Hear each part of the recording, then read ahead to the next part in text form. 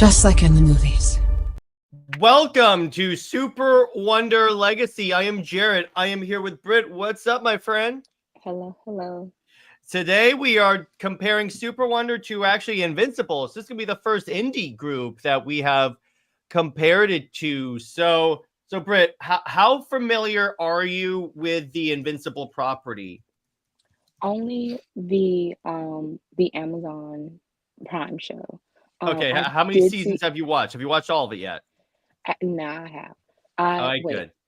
good. I think I haven't watched the last 2 episodes, maybe, Okay, that makes sense. but I have We'll be caught able up. to make that work. Yeah. Um, of course, with our research, you find different things that's kind of like, oh, I did not know that. The um the animated adaptation is it's not so much it tries to be a one-to-one type thing, and it does it, for the most part, and also taking, things out to reduce it and everything like that. But some of the reactions and some of the things that they have changed, I would say that to digest it in a sense, I would rather have the animated than what I saw in some of the comic. Uh, Yeah, there's the one particular thing that involves Mark and a Viltrumite, and I'm like, what are you gonna do with this? And that was the first time actually, um, I because it went kind of viral on Twitter of mhm. what happened, and they were having that type of discussion. So that was brought up, for the first time of hearing what Invincible was, and I was like, wow, I mean, that's pretty rough. And when the animated, when that character was introduced, that was the first thing some fans were saying, like, "Oh my God, they're gonna adapt this," and they couldn't. Some of them were saying, "Hopefully they skip it." Then others was like, they hope they do put it in there, and it's just that whole thing is really rough. Um, Yeah, but here's the difference. As opposed to last week when we were talking about the boys, this is the stuff that you're gonna hear less long pauses, because this is not like extreme for extreme's sake, except for maybe that one moment. yeah, the only extreme that it has the fighting, the brutal fights, and Yeah. like it's very realistic with the heroes. If you get beat up, you are definitely going to get beat up. Broken leg, Oh and I yeah. mean I mean bone out of socket. Uh, Karate chop through chest. uh, you are gonna lose a limb. How they get you back, and just how you get that back is a little bit very silly and over the top, but yeah, it's something with that shows the realism of heroics, and it's you feel the stakes more so Mhm. because the heroes end up dying for real. Like, it's Yeah, not they just. definitely do. It's not like they're gonna come back for through some bullshit thing. Yeah, it's definitely a you die, and there's no way to bring you back unless Cecil puts your soul or your mind in a android type thing, or So you are. somehow, yeah, Yeah, or you uh, are cloned. or you happen to be immortal. So there is that. Right. And hey, what's up, Cameron? What's jargon too? So once again, so we're talking about Invincible and Super Wonder. So here's the thing. All right, I first became aware of Invincible through the show because I was like, okay, it's more superhero content. So I'm watching this, and immediately I call this the anti-boys boys, because what Invincible actually is, it's again a sort of a deconstruction on superheroes, not as extreme of like the boys, but it's more like this is coming from the perspective of someone that loves superheroes as opposed to the boys, where it's coming from someone who utterly hates them. Right. You can very much tell that Kirkman like superheroes and things. It's just he he he has an issue with female characters, I notice, but every male writer at some point has an issue with that for some reason. They fall short on that. Except for me, I'm awesome. True, true. There But you go. yeah, that I would say that that's the main red flag, and um but it is Mark and all the other characters are just going through everyday life, and it's not going to be this fairy tale type thing like the big two, where, well, I would say really DC tries to make it seem like, even if the characters go through certain things, it's it's going to be a happy ending at the end, and the consequences, they can talk about it all day long, how this will change so and so forever or whatever like that, but it never does. It always go back to normal as if it never happened, and they don't really Nothing will change. ever be the same ever again. Yeah, but So, they yeah, go ahead. yeah, I was gonna say, but they never actually deal with that trauma or whatever Yeah, that they have. yeah, exactly. So, Invincible is the story of Mark Grayson. He's a teenager, and here's the interesting thing about it. Kirkman basically tapped into the Spider-Man. What I mean by that is one of the reasons why Spider-Man like took off when he did is that a lot of younger fans like identified with him. And it was essentially the idea of like you have a young guy that likes superheroes that all of a sudden is like in the superhero world, and then people learn about the world through him, and that's kind of what it is. I mean, the first time you see Mark, he's reading a comic book on the toilet. Yeah. So it's yeah, that was 100% accurate. So I'm like, yeah, there you go. And Lord, no, everyone knows you don't take comics in there, but so then he meets Adam Eve, and I figured even before I read the books, I knew they were gonna get together because they repeated some of the same beats that like they always have with like two people like each other, but she's with someone else, but she helps him learn how to use his powers and stuff. But the thing about it, what immediately struck me, and Brit, when I was going through these show notes, I saw it struck you as well. The fact that it's a slow buildup, or like people legit in the. I loved in the show when Amber says, "Yeah, everyone knows you guys are a couple." Yeah, that I would say that the show and the comic, I would have liked a little bit more in the show of showing how much, Mark and Eve really just had those feelings for each other, because with the transition from season 1 and 2, it was a Mark had a crush on Eve, and yeah, she was with someone else. But season 2, it was kind of like it was completely ignored in a sense. And then when you know that they are going to get together in season 3, it's like it was this, oh yeah, this happened, and um they're gonna they're gonna get together. So we have to bring up those feelings that Mark had for her, and but we never really dive, too much into her feelings. That was also my only a criticism, because I would have liked to see even Eve go through this. I do like Mark, and we go back and forth within that time before they got together. The comics kind of expand on that a little more, if I remember correctly.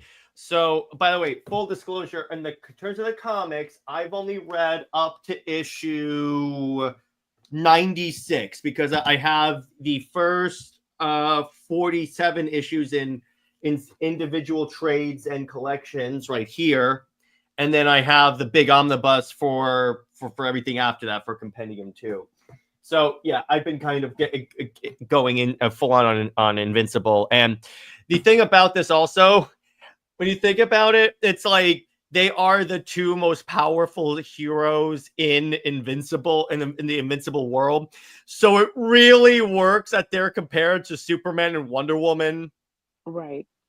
I mean, it's so obvious with these power couples is You know how natural it is for them to be together. You know that eventually they will be together, and it's not so much as just the powers, but it's that slow build, the friendship, and just knowing each other and going through a lot together. Um, Exactly. yeah, Actually, I just realized what's kind of interesting about Invincible when you look at it's kind of the anti-Chloe. Here's what I mean by that. Because if you notice, so Mark is raised human. And I have to emphasize this. And so he dates Amber first, and Amber actually in the show she acts more like Lois. So there you go. So anyway, you would think that like, oh, she's the one that connects him to humanity because superheroes can never date other superheroes. But no, he actually ends up with Eve. So I'm like, oh, hey, there you go. I wonder if that was Kirkman's intention. Have you noticed that most creatives outside of DC pair up the Superman and Wonder Woman of their relationships, Brit? I say this every week, so of course she knows that it's a rhetorical question. right. And they can because they don't have that traditional baggage, stuck on them. It's basically like, yeah, we know that this pairing works. It's a natural pair. And you can do so much with them. I would say that, of course, as we said last week, Omni-Man is very much the stand-in for Superman, being from that he needed that connection to humanity with Debbie, and how, well, I wouldn't say it's a spoiler because they had that in My Adventures with Superman of Krypton being like the conqueror type uh planet or whatever. So with DC trying to veer to that sort of thing of Krypton being like that, and despite Cal being raised by humans, it's not like he came here as an adult, which What the also, John Byrne are they talking about? right, even though this is definitely being debunked by Absolute Superman, Yeah, so there's no way you can really have this sort of justify the whole he needs Lois for his humanity there you when go. it's completely debunked. Randy has it, but they need human love interest. Otherwise, they will go evil. Shh, shh, don't tell Logic that. So Invincible. All right. So here's the funny thing. So about Robert Kirkman. So here's a funny story about him. So when his first book he pitched for Image was called The Walking Dead. You probably heard of it. So the way he pitched it was so zombie books. This was in the middle of like when there were zombies everywhere in media. So he pitched it, but then the Image editor in chief was like, I'm not so sure if that would work. Plus, zombie books have been done like 1,000 different ways. What makes your book any different? So Kirkman goes, no, but in my thing, the zombies is actually the prelude to a massive alien invasion, and I'm going to be putting hints throughout the entire book. So then the editor in chief was like, oh, "Okay, I'll green light it."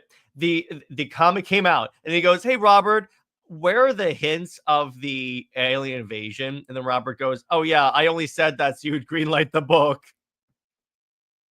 Wow. And he was selling well enough that they couldn't fire him. He was like, "Yeah, yeah. It's pretty crappy that you lied, but the book is selling well, so we're not going to just cancel out of pride." Yeah. I mean, you have to do what you have to do to get to get that push. And yeah, they were basically stuck in a corner. That is one thing that, again, it's all about the baggage that these companies and these characters hold on to, and when you know that there's something that's selling, regardless if it's controversial or not, if it's actually like, you can have your raging and complaining on social media or whatever. Lord knows we do that a lot. Right. But if the comic is actually selling, and it's not even like, it's not something that hurt is a detriment to the characters, you know, then yeah, Get keep you, it Tom going. King. That too, yeah. Tom King is And when they talk about, sales and stuff like that, we see how sales across the board for DC is very stagnant right now. He has a name, but that doesn't really necessarily mean that it's something good just because it's selling because of his name. Honestly, it's just the controversy. Yeah, exactly. But it's like when you have books like the Absolute Universe that I'm sorry, if it weren't for the Absolute Universe, DC would be in the new 52 area where they're like reboot the whole damn thing or we're shutting you down. Yeah, I'm convinced because these sales. It's funny when you do new stuff with the characters like Absolute Superman or Absolute Wonder Woman. More on that later. It's funny how when you do new stuff, you end up getting sales. So isn't that funny when you do original ideas? And that's the thing about Invincible. It wasn't an original idea because the comic is just as mature as the show. It astounds me, honestly, how close they get to the show, to the comic in terms of like recreating comic panels. They'll change some characters in occasionally, like Shrinking Ray. The character is a dude in the comics, but a woman in the show, which I'm like, okay, I really don't care about that.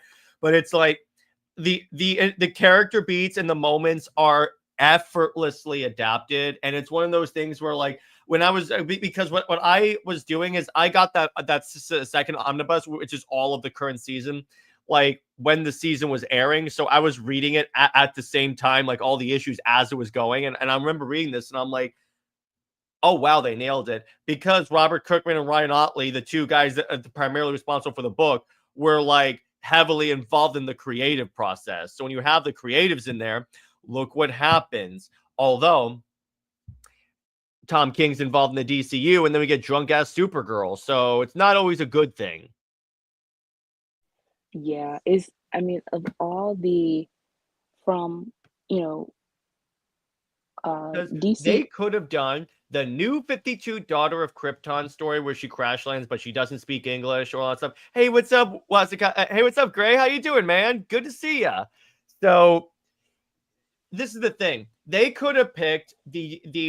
I'm not saying they have to do the storyline where Supergirl gets a Red Lantern. I would like that, but I'm not saying they have to. Just do the first arc where she arrives on Earth, and it's a little more like because they're obviously taking a new 52 inspiration, even if it's just in name only.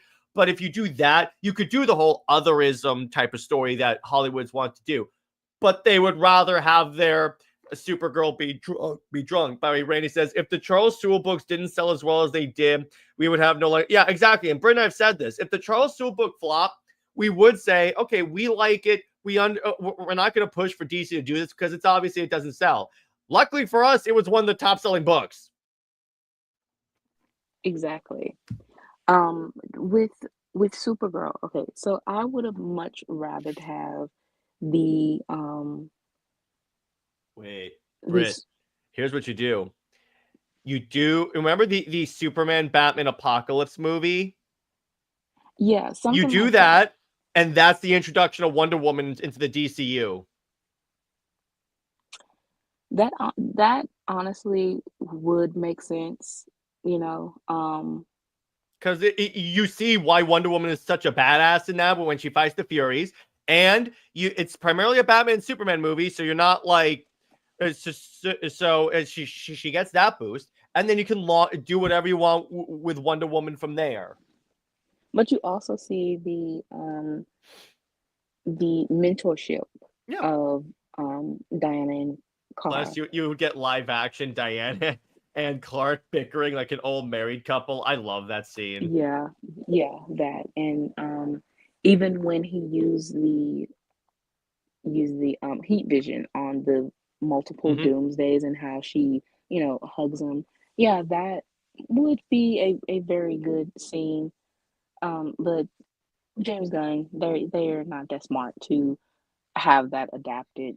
So we get drunk Supergirl only because Tom King is his fave. It's not so much Isn't it as concerning when James Gunn's wife calls Tom King an encyclopedia of for DC? DC. Isn't Yeah, that very concerning? I mean, you can say. even Mark Wade, you can have him. You can have Jim Lee, Jeff frickin' Johns. well, Jeff Johns, he's basically out of DC and how Yeah, but I'm saying of all the creatives that you could have picked, and Barry was, yes, we are very much enjoying Absolute Wonder Woman. We'll talk about that at the end of the show. And Barry, Julie says, I heard some critiques that once Eve became Mark's girlfriend in season 3, she was reduced to only no. I could see where people would think that, and we'll get to that, but it's not really as simple. That's because here's the thing. People know that people compare Mark and Eve to Superman and Wonder Woman, and that's one of the concerns that people have. Or like, if Wonder Woman dates Superman, she just becomes Superman's girlfriend, even though when they did that, it didn't happen. Right. I would say that to a degree, she does become like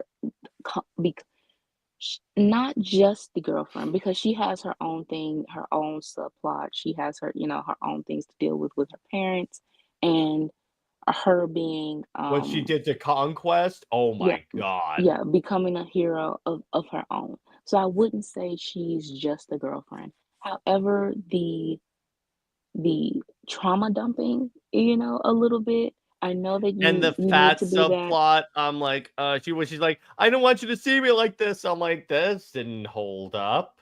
Yeah, some things like that. That's what I was saying at the beginning of Kirkman. He the female characters do have an issue within the comics. If it didn't age well from to this time. I would say that it's a To a certain little, degree. yeah, to a certain degree. But what does it But say that he made the most powerful character in the book a woman? yeah, I would say that it's very much pros and cons. The pros definitely outweigh the cons, but to say that, every female character that's especially that is pushed or written, so blatantly as the equal. I just don't understand how you can force that narrative that she's being reduced. It's like if I you know. don't have any type of evidence of that, stop If saying it. anything, he's kind of reduced because she is much more powerful than he is. But anyway, so now Brit has provided a handy dandy timeline of their relationship. So let's get started. Brit, take it away. Okay, so of course we have the early friendship and mutual attraction. This is from the comics, not from the Mhm. animated show. So it's basically goes from issues 1 through 50, and they, first meet um as a young hero group. You have but Eve is already in a relationship. Then Mark ends up with Amber. Amber is definitely like a Lois Lane. She's I would say it seemed like she's much better in the comics than the animated show. The animated She's show, they made her much more female doggy. Yeah, especially when that's what I'm saying. It's not a mutual breakup in that sense. It's more Mhm. so like, yeah, she starts to complain, knowing who he is. It's like she's not giving that understanding. And yeah, when you have, when you have a relationship with someone that definitely is on a different um level as you of being, you know some people can work it out, because you have certain things in common, and then others it is, kind of difficult. So with Mark and Amber, it was definitely I know that you're a superhero and I'm just an ordinary person, but with trying to make this work, maybe this lifestyle isn't for me. So we see some of that, within their relationship. And again, I would say that the comics fleshed it out so much better than the Yeah, animated because show. in the show, she has when she finds out he's invincible, she has about the same relationship as reaction as Lois did in My Adventures with Superman. Yeah, and that just, I don't know. I know you want drama, but some things is kind of like, okay, this can be done so much better. Yeah. So in the comics, you have Eve. She has like these harboring feelings for Mark, um, and again, that's not really shown too much in the animated show. So that's one thing that I would say they needed to do more of before they put them together. Mhm. Then you have when Eve, she leaves the superhero life because, the things with her parents and stuff, and just going through a lot on her own. So she basically tries to find herself, Mhm. and then Mark is going through a lot more with Amber, trying to deal with his thing with Norman, with Omni-Man, and Mhm. it's a lot, Yeah, for those that are wondering, for those that somehow didn't see this, he finds out his father was sent to Earth to destroy it, to like prepare it for a Viltrumite invasion. Yeah.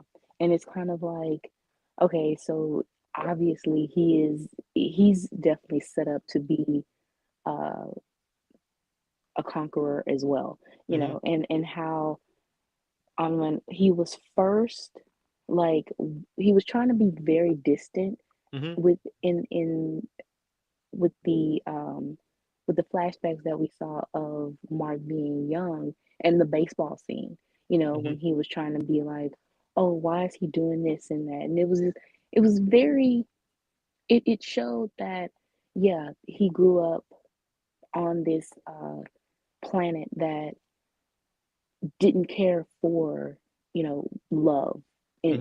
in the essence of what it should be. You can have love on different planets. It's not just a earthly human thing. Many planets have that. It's just that his didn't.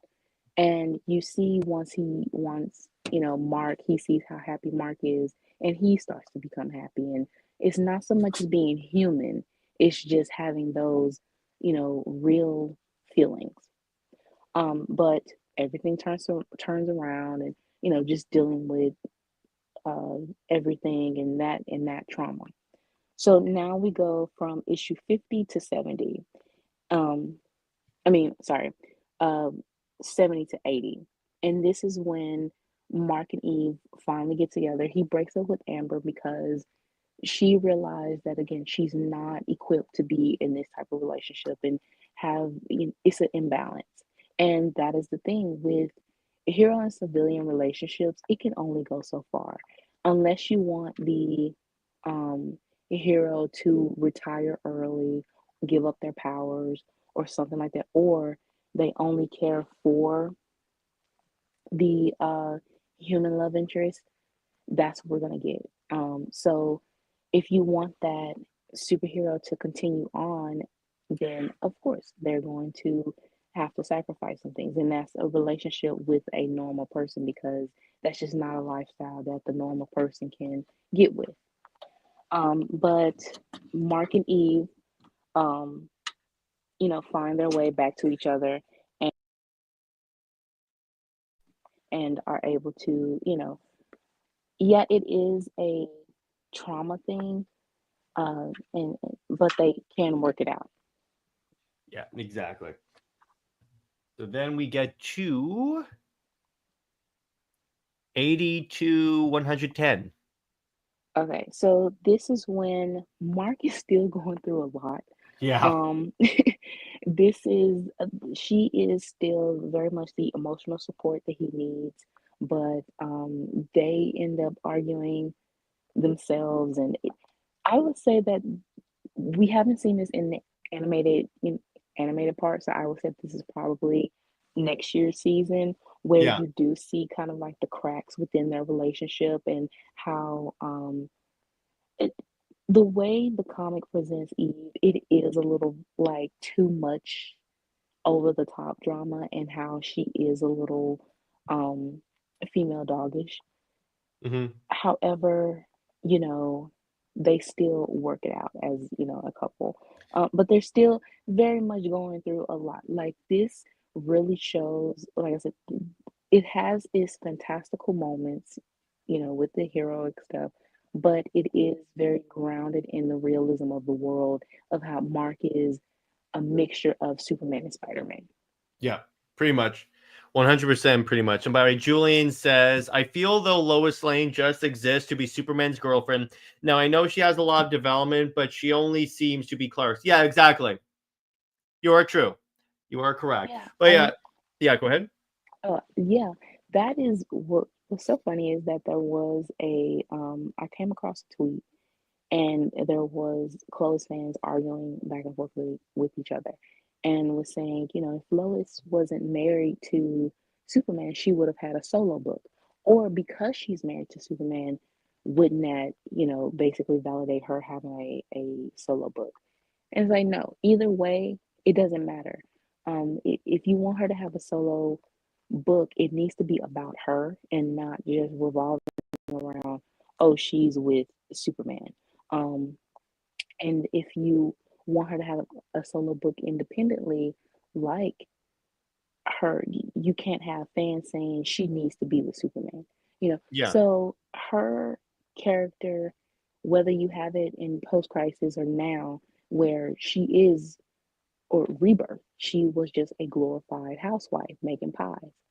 She they brought the marriage back and brought clothes back only for John to exist. So she was basically just a baby incubator, and that's it. But we haven't seen her perspective of being a mother for John. It was only just John being Damien's playmate and a son for Superman.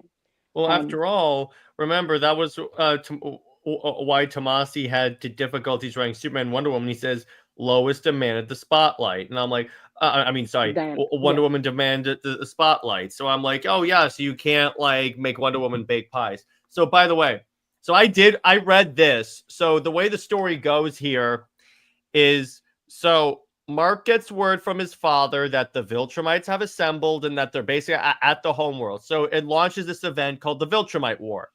So Mark, his little brother, and Nolan lead like an international coalition of aliens and superheroes and go and fight. That's why he's gone for so long, and he sleeps with Eve one last time, and that's when she has the baby and unfortunately has an abortion. And so then when he gets back, first off, Mark is like messed up. It like really badly damaged to the point where it takes him weeks to recover. But when he recovers, okay, the way they take out the arc ends with Omni-Man, Mark, and his brother plowing through the planet Viltrum and destroying it, essentially, which then leads to the Viltrumites leaving and then hiding out on Earth. They say, as long as you don't screw with us, we won't screw with you. We won't try and destroy the planet. We're just going to be here for refuge. That's it. Let's do a truce on this. And Mark agrees to that. So that's essentially the context for all this. He comes back and we have the Fat Eve thing, which when I was reading it, I was like, yeah, I'm not digging this. And then her first words were, Mark, I didn't want you to see me like this. yeah, and it was very much that whole Mark accepts her the way she is and stuff like that. I mean, any a woman is going to have her insecurities, especially the way she looks. Yeah, but at the same time, this was I would say it's very of the time. Any woman that's written now or in reality wouldn't, care one way or the other. But yeah, this was definitely written of the time and you can tell. And it was given that moment really for Mark to say that he accepts her how she looks. Mm-hmm. Yeah, but I'm like, it still doesn't seem that right.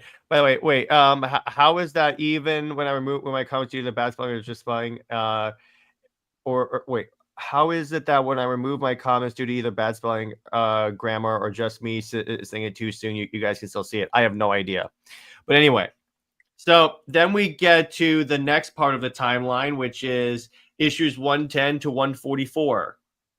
So they end up still, yeah, it's definitely them still going through a lot. Mark finally catches a break a little bit.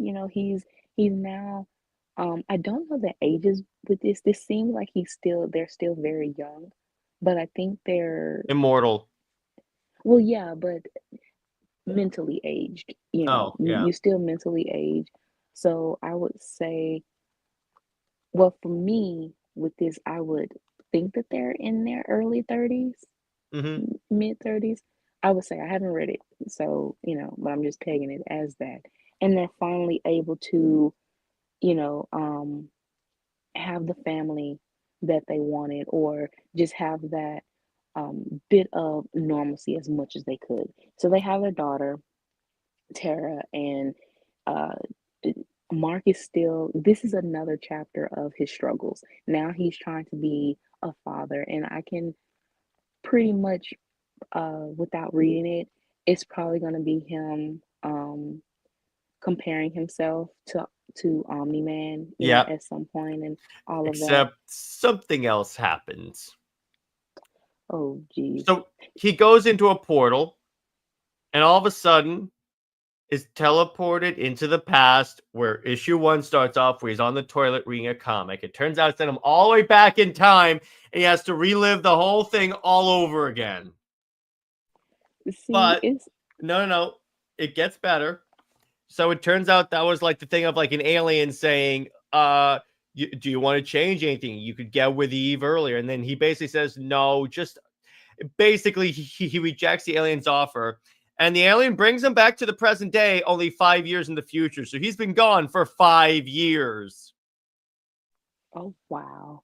See, So his daughter is 5 years old. Eve has already been in a relationship with someone else, but then they broke up. So they get back together and all that stuff. I mean, they didn't, that's the having Eve in a relationship with someone else, that seemed very thrown in. It's kind of like, It was. It yeah, was literally explained. It was just her saying, "Yeah, I was with someone else. It didn't work out though. We never see it."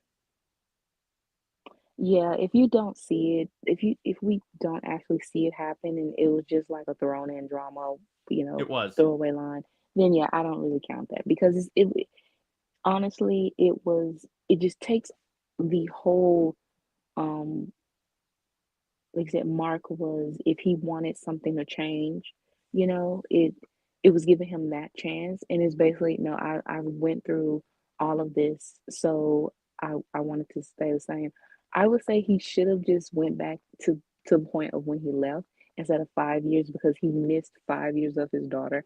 That it's too much. I mean, you've had all this drama and you want it to keep going, but at the same time, it's to a certain point where you don't have to have too much drama, and especially at that very end of, like, okay, now you're closing it, give them a break. Yeah, exactly. So then, and by the way, Julian says, speaking of this arc, do you think Mark was being selfish for leaving this time? Well, he didn't. I don't think he actually knew what was going to happen if he walked through that portal. So I'm not really going to say it was selfish of him to do it. So then, let's talk about why Mark and Eve's relationship works, Britt. Okay, so obviously, we talk about power couples, and what is a power couple? A lot of people, purposely are act ignorant towards, what that means, and they really emphasize on power meaning physical power, but it's not that. It's just two individuals that stand out together, and they come together to make something even more unique and different, and stands out, and it's a very positive thing. You, instead of 50-50, you both are 100, 100, and you have this relationship where, yes, you have hard times and stuff like that, but you have this equal support, that you aren't codependent, but you are going through this situation together. So they're, just like Clark and Diana's relationship is, Eve and Mark's relationship is built off of a friendship and trust, you know, and we love that. We love when the couple starts off as friends, because it feels like if you just go into a romance, are you don't know that person Or if yet. it's built up off panel. Like, as much as I love in the new 52, it came out of nowhere. It was it was definitely a, you know, you see in issue 3 where they flirt, and it's, a couple of things here and there, but it's not really emphasized on until they get together in issue 12. It's like if you would have dedicated, just like John dedicated issue 13, 14, and 15 with them getting together, you should have dedicated at least, I would say, 8 through 10 or so, or yeah, leading up to 3. I would say have little moments, at least it could have been a panel, or it could have been a whole page of showing their closeness, of showing their partnership, of them going on missions together. And then you see that little bits and pieces of them starting to get to know each other just a little bit. Or what you could Um, have done was have an arc in the Superman Wonder Woman book showing small little moments. Honestly, I wouldn't be surprised if Charles would have done that. Like, Mm-hmm. he, if, pretty much a fill in the blank type thing. And to really just solidify them, I wouldn't be surprised if he did that. Um, so yeah, so they have this genuine, love for each other, and you can tell that it is the shared trauma of being superheroes and that level of understanding and how to get through it together. Then yeah, they're equals. They are powerful. They they both stand out personality wise and just as individuals. And you know, unlike Amber and Lois or any other traditional um, mortal, I say mortal more than human, because when being human, everyone is human. Even if they are alien in that physical sense, they have feelings. So being human, you have that feeling. And then Diana, she's the purest human there is. So you really are saying mortal, meaning you don't have powers, and stuff like that. So with her being Amber being mortal and just, a regular person, she doesn't understand that double life as a superhero. But obviously Eve does. Mm-hmm. Um, then you have where they they grow together, both they grow together and separately, as individuals, and through you see that in the animated too, but more so in the comics. Is very much in depth within the comic. And yeah, they're once they get together, it does feel like all of that trauma and all of that trying to from college years and stuff like that, it does feel earned more in the comic iteration. Yeah. Then we get to the similarities with Super Wonder. So we're gonna start that. All right, so obviously, again, they are um, powerful, physically powerful, but also as individuals, uh, as characters, very unique with who they are, and they have the friendship, they have the uh, growing together and having that shared understanding, and the things that we love that actually is important when having a relationship. And you also have them, uh, just that potential of being together, and once they're together, the story potential, how it can be very unique of testing them and challenging them. However, we don't want so much of Clark and Diana tested in the way that Invincible is. That is very traumatic, Mm-hmm. and you know the mental exhaustion would be over the top. Yeah, exactly. There's a certain point where we're like, maybe we shouldn't test them in this way. So, some more with the similarities. Let's go. Okay, and then we also have where, yeah, like I said, they are very much in this understanding of the world, maybe judging them or not understanding them. You have Eve, her parents. Um, the one thing that I didn't understand is like they they treated their powers as like a curse. Um, like a lot of the heroes had that traumatic or sad past Hmm. background with Yeah. their families. I Either they were taken advantage of or it was treated as they were cursed or something. And I'm just kind of like, are you that really gave X-Men type thing, like with Yeah. Jean Grey. Yeah, It, exactly. it Like, felt do like you know that. Eve's origin? Um, I didn't watch. Well, I did, but I guess I wasn't paying attention to her special. I think they probably had it there. Because here's the thing. What happened was she was and so the government experimented on her on her mother's womb while she was pregnant with her to create like a super weapon, and that's what Eve became. Oh, okay, so that's the parents' fault then. And I do know that she is very smart. Like I would think that the parents would. So that's very much projection then. Hmm. That they know that she was experimented on. If they do know, or they are ashamed of it and not taking ownership of what they did, let happen to her. But it's not like she is something painful for her. Is She's very smart. She's um you know it it's not like her powers are that destructive. So the father having such um a hard time with it, even when he talks to Mark, um, it's kind of like he makes it seem like he wants to discourage Mark for being with her.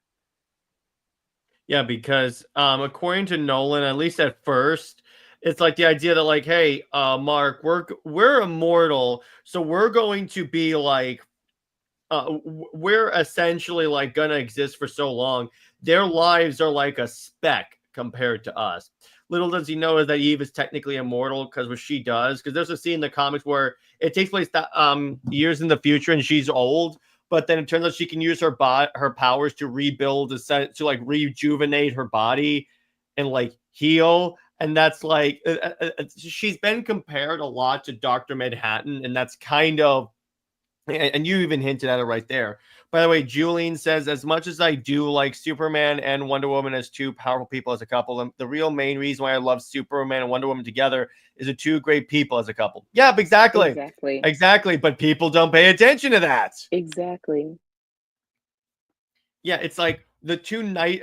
Yeah, they're like, of course, you want the two most powerful characters to be together. No, how about the two greatest people? Hmm. Yeah, Hmm. it's not about their powers.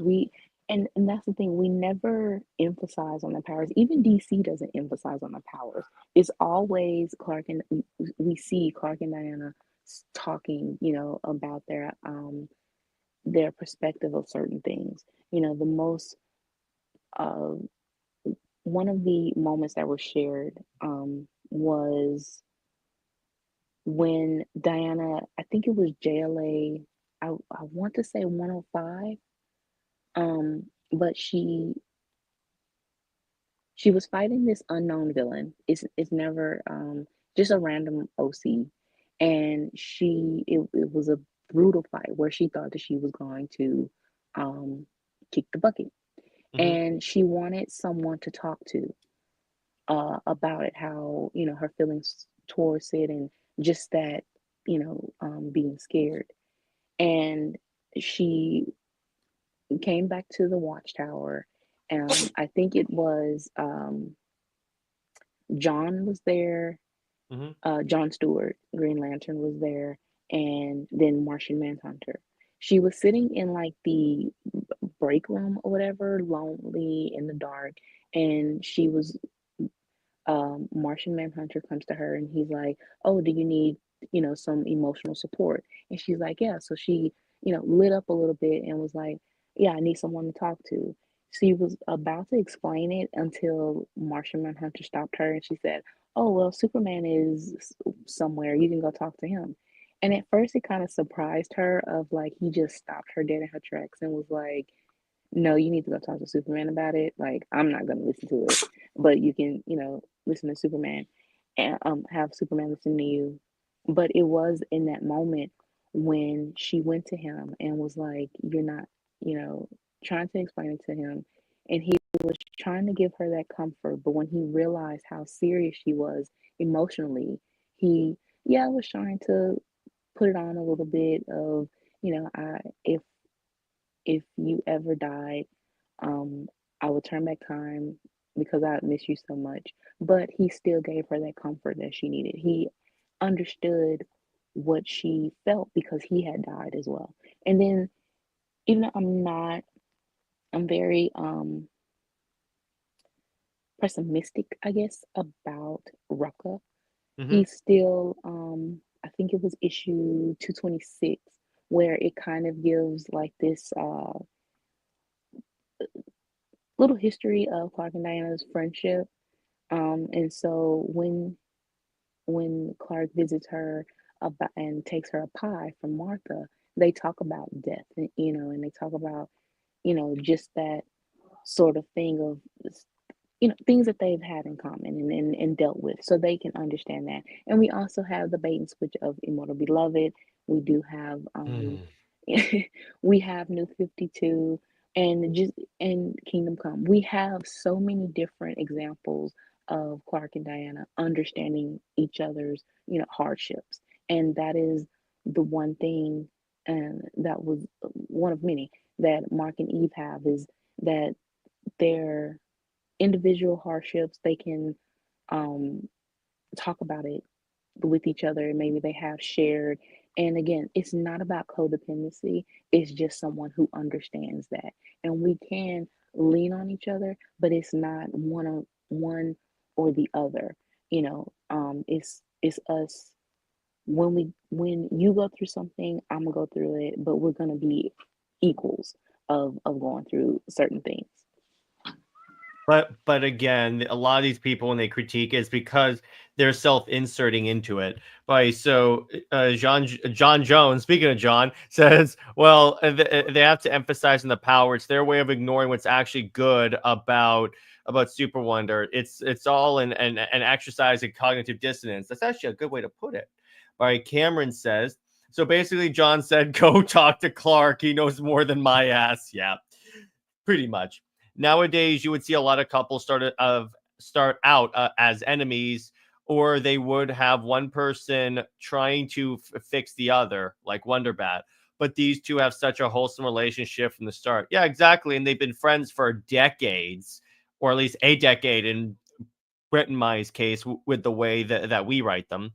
And Luffy says, I can't stand the ending of Immortal Beloved. They went so much and bonded so much in a way that Lois never would, and DC decides to ignore us. It's not only that, where Clark, as far as Clark knows, Lois is dead, but then it's like, oh, it'll always be Lois, even in death. And I'm like, bro, what are you doing? Right. Yeah, that was pretty lame. And as far as the I can Well, of course it's lame. It involved Lois. funny. Um, I mean it they wrote themselves in a corner with that story because you have where he was still married, and the whole uh premise of the story is how can you talk, this married man overcome temptation. And but how they dealt with his feelings for Diana, it's that his feelings were already pre-existing for her, and it was something that he's already been struggling with, and they have that history. Even though they didn't get together early post crisis, it was still that foundation set for them to be together, and she was basically that one that got away. So the way Kelly wrote it, it wasn't it he watered down their relationship, but at the same time, he still let it be known that it's certain things that Clark can tell Diana that he can't tell Lois, that Mhm. Diana understands things that Lois can't. And that is something, even if Lois is supposed to be the love of his life, it's still that important thing, that understanding, and that's something that if you are with this person, you aren't supposed to hold back anything. It's supposed to be, like I said, 100% both ways. And if you have to um hold back certain things or hide it, or you can't really talk about your feelings with that person, is that really a one true love type thing? No. No. um and as far as the fixing, yeah, that doesn't work in real life. That does not work. That is very toxic. Very, you are taken away from that other person. That whole fix it thing, fix him or her type thing, you're basically playing that person's parent. Well, You yeah, exactly, and it's excuse to stay on in a toxic relationship because they're like, "Don't worry, I can fix him. I can fix him," and I'm like, Yeah, it's very "No, emotion. That is emotional abuse, mental abuse, and it's yeah, it is not a good thing. You can help someone, and like I said, it's you have that trauma bonding, and you have that where both of you went through certain things, and you know, but to say that you're fixing this problem with that person, and you are giving yourself to that person, but that person isn't giving you anything back, like I said, you're acting like the parent, and it's emotionally draining, and it's very imbalanced, so no. The whole Diana can make Bruce happy. Okay, but what about Diana's happiness? yeah, And to romanticize helping someone that obviously need therapy, that isn't good either, because you are basically still pushing the underlying problem under the rug, instead of actually giving that person the help that they need. It's not a romantic help or a lustful help or anything. That's just fueling that emotional instability and damage. yeah, So yeah, exactly, the whole fix it thing, that does not exist in real life. Some people try to do that, but that ends up being cases of domestic violence, you know, uh, exactly." whether it is physically or verbally. Exactly. But hey, what's up, Daniel? And John Jones says, Immortal Beloved makes me hate DC editorial. They're the true final boss blocking Super Wonder from happening. And now, if you didn't have editorial, you still have the boneheaded writers. So it's Yeah, not necessary. They're a significant impediment, but they're not the only impediment. By Jargon 2 said, one couple I don't seem to get a lot of love is Spider-Man and Black Cat. We may do an episode on that, by the way. They seem to have a good chemistry over time, and it's all good. Julian, we all do. And the I can fix him or I can fix her is very sus. Yeah, exactly. I'm like, what? And plus, again, this is what the Wonder Bat people don't get. DC will never let you fix Batman. He sells too many damn comics. that. But if anything, it it would change Diana, and we see that she is very, like, the way Rucka had Diana in the Superman Hero when he revealed his identity under uh he who shall not be named, number 5,000. um Does his the name one that, start with a B? yeah, Yeah, um this that to have Bruce so emotionally distant, and he basically wanted to be alone, but Rucka had it where Diana was following him around basically like a, like a puppy, and was trying to force him to talk to her and talk about his feelings and stuff. But it was her that was trying to be written in a sense of flirtation instead of, and Bruce was a little bit more serious. He wasn't trying to, first of all, have her in his presence. And second of all, whatever, Rucka tries to do, it it, it it's always written of Bruce being distant, even in DCAU, where you have Susan or other fans say, oh, he's just playing hard to get, or he's trying to hide his feelings. But we see him with Andrea, we see him with Selena and Talia, and he doesn't have a hard time showing his feelings with them. No, he really was not interested in Diana, but it was her that was flirting and trying to push something. Well, Um, then you also have like the other problem is that, remember that tweet that we all saw where it was like Wonder Woman should be a Batman character so she could finally get the respect, and this person redid her exactly. costume as a, I'm like, Yeah. no, that would not work. Yeah, to say that Diana needs to be a Batman character, th- they talk about Superman and Wonder Woman being together, and it reduces her to the girlfriend. So that was definitely a reduction of you basically want the Wonder Woman book to say Wonder Woman Batman's girlfriend. And Yeah. also even on Instagram, the comments that I get sometimes, it's always a that's Batman's girl. It's like, DCAU fan, yeah, or like Batman fans are entitled and think that they own DC just because Batman sells the most. But I'm like, no. Anyway, back to Mark and Eve. So actually, this is actually very, very similar to what we're talking about here. And actually, here's an interesting thing. When they gave Lois powers, did you notice that there were a lot of fans that were saying now she really understands Superman? So I'm like, oh, so she yes, didn't understand Superman understand him before before. she had powers. That's almost like Wonder Woman is still the more preferable partner. Exactly. Williamson, to say that, yeah, Lois, she to have the powers, and it's always a factor of the powers physically. It's never about, even with how he's writing her, it's been almost a year, and oh, well, half a year, and she's portrayed more so as Clark's sidekick than an equal. She's Superman basically sidekick Lois Lane.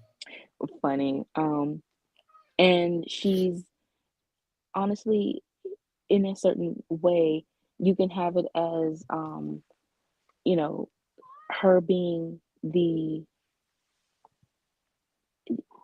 if you were to have the story any other way, it would definitely be, you can write Kara in it, basically, you know. It's not anything unique or with her being Superwoman. And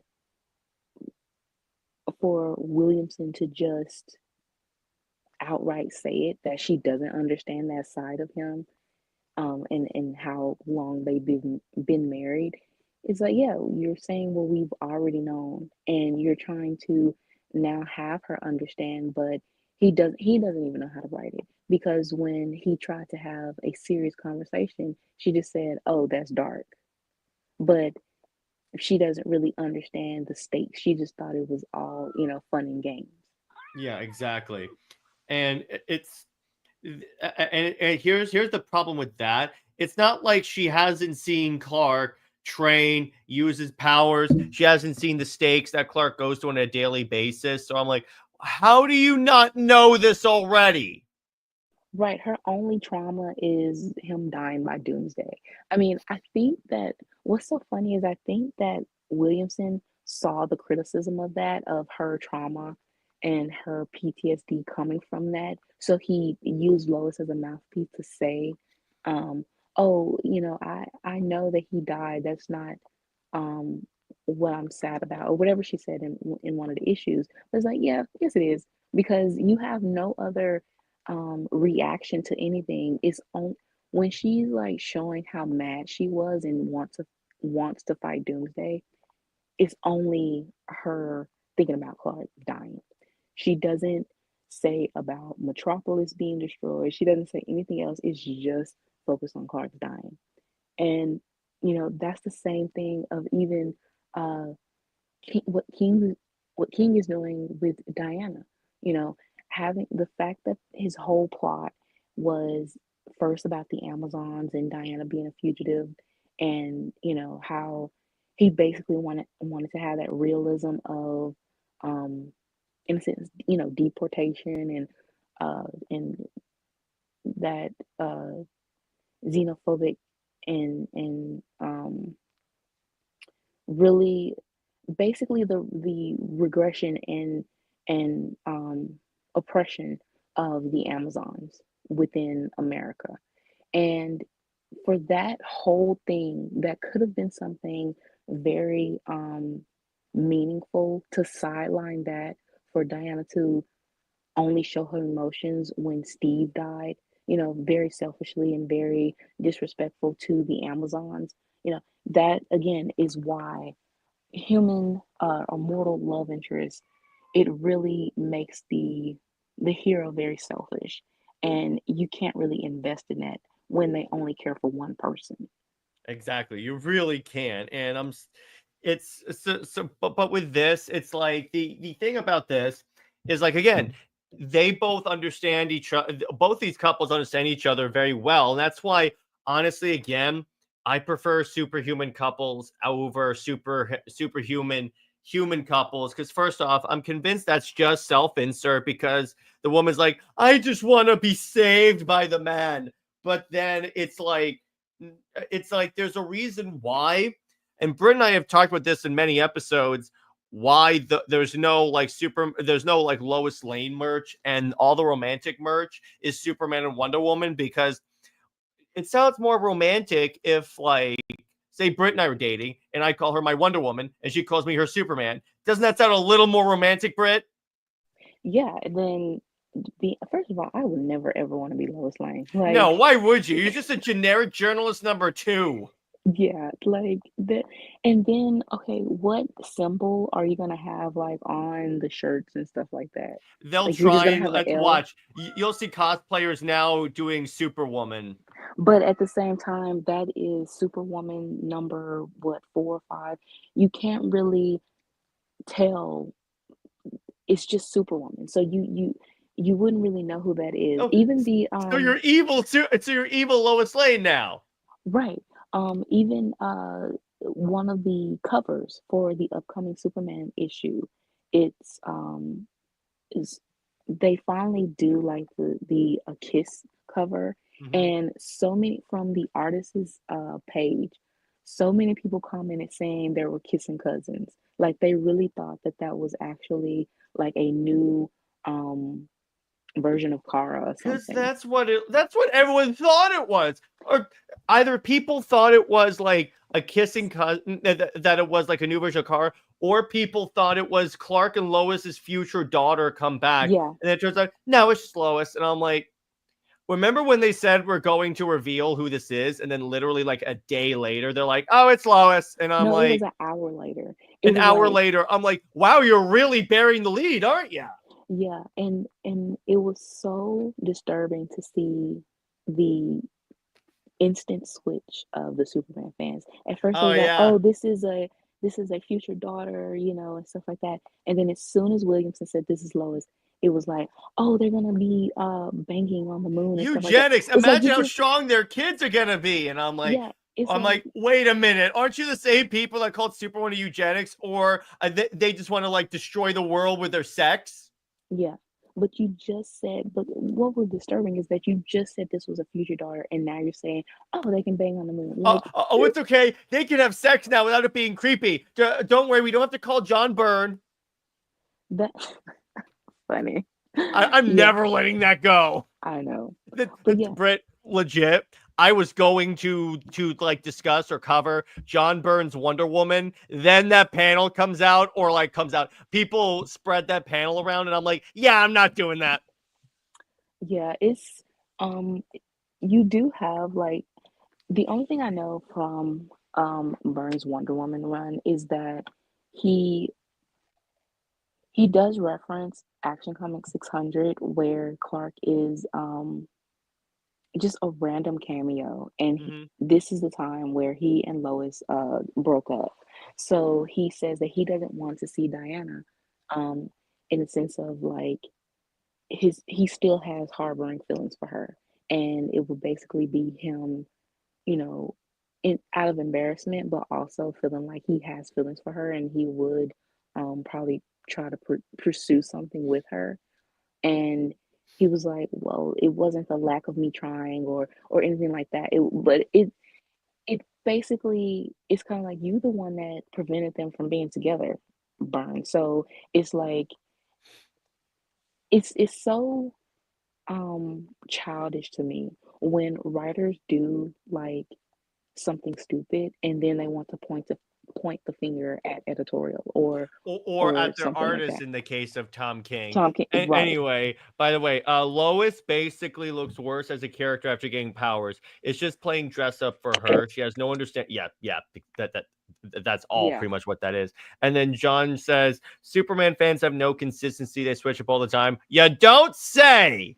And then Max says people would confuse Superwoman for. That's the other thing. It looks like Sasha Calle's Supergirl suit. yes. Oh my gosh, The when only difference is that Lois is that no, Zois has gloves.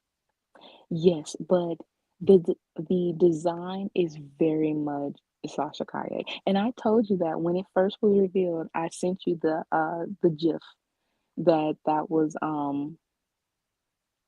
that was Sasha Kaye. Hmm. And I wouldn't be surprised if it was like a weird influence because uh, Williamson was the one that wrote Dark Crisis and he had everyone turn into Black Adam. Like, Yeah, I think what it probably was is they were trying to go for some weird like synergy, even though the Flash was obviously not the direction the DCU was going in. that's exactly what that was. This was Hmm. this a lot of what DC does, um, when it whether it comes out a year or two afterwards, after a movie, you can definitely tell the influence of said movie. From Aquaman, all of a sudden having the tattoos that Momoa had. Diana, of course, changing her costume to be to more look like DC EU. Superman, I would say that he's not changing, but I wouldn't be surprised if they try to give him corn sweatsuit with and it's a new 52, but it's definitely Fortnite. Is it's That's what it is. It looks disturbingly like the Fortnite suit. yeah, it's definitely the Fortnite suit. So I wouldn't be surprised if they try to give him the Fortnite suit and having the big red granny panties there. It If I were writing Superman at the time, I would literally have everyone tell him what a crappy suit. By the way, Jean said it's like when he who must not be named but ruined Superman in Action Comics 1000, his debut issue that was drawn by Jim Lee. He has Superman get knocked back, and some civilians are like, "Oh, he has the trunks. He wouldn't be Superman without them." And I'm like, "Who cares?" Buddy, Lois has always been trash. Why has no one acknowledged that she used to date Lex Luthor? That's the kind of guy she's into. Yeah, I know. If they could make her the Eve Tessmacher of Lex, that would be awesome. Or, as I always advocate, she really shares a lot with General Zod. I'm that is just hilarious. saying that's love at first sight. Honestly, I would say that Lois with Lex will be very toxic, but it makes sense. Um, Yeah, they're because both at pure first, evil. but also at some point they did have where it was kind of like Lois wanted to date, you know, powerful men, millionaires and billionaires. That's pretty much why she was attracted to Bruce. Um, you know, she wanted that high class lifestyle. So I would say that it does make sense, even if it's not a long term relationship. Her being with Lex makes total sense. Um, yeah, I honestly DC should go ahead and let them be together. Yeah, exactly.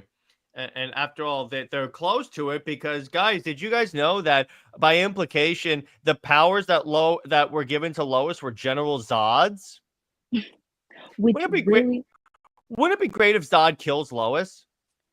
well, from the uh, well, covers, they can be bait, but Hmm. from the cover of I think it's Superman 26 or 27, um, Lois is back. She she's dressed as a civilian again, and Superman is holding her, and she's unconscious. Hmm. So I wouldn't be surprised if yeah, something like that happened. And it's been a year. Um, this whole initiative, they only last for a year, so I'm pretty sure they're probably wrapping up, and with a lot Yeah, of people. because with the event that's going to happen, I've always told people, and Britt and I will go into detail on this later.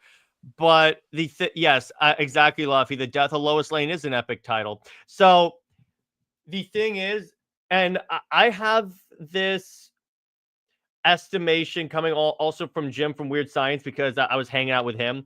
It's at least he and I did an epic rant about Tom King's Wonder Woman. You guys are gonna love that. But what we said is that the run is probably going to wrap up in September, partly because Mark Waid is doing the other history of the history of the DC universe, and that's around when their special event for this initiative is supposed to happen and end. Yeah, it's definitely giving. I mean, they have to go ahead and wrap it up because the main line is being swallowed up by Absolute, Yeah. and just the fact that the Justice League book is only on issue 5 and it's almost out of the top 20. Yeah, it's out of almost out of the top 20. Your main line, the the core books are definitely out of the top 20 and barely hanging on to top 30 and 40. So, or Hello, within the top 20. 45 Tom King. Yeah, Hi, so how are you, little guy? Isn't he adorable? No. yeah, and then the fact that the mainline Superman book, it's so funny that even with a movie coming out, Superman is out of the top 50. It's like, Yeah, a movie that, Britt, you're gonna love this. You know what they used for a Superman trailer? You're gonna love uh, this is gonna make you laugh. They what's that? used flight footage from Justice League. Oh, I saw that tweet. The last image of Justice League that you see with Superman flying, they use that in the teaser. I'm so confused. Like, Um, I'm like, did you really think we weren't gonna pick that up?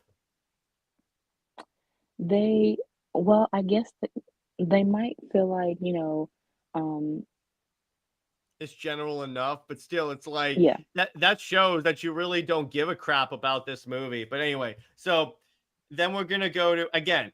This is the problem with Super Wonder and the New 52 as much as we love it. Now, it did get development later on as the series went on before Tomasi came on and ruined everything.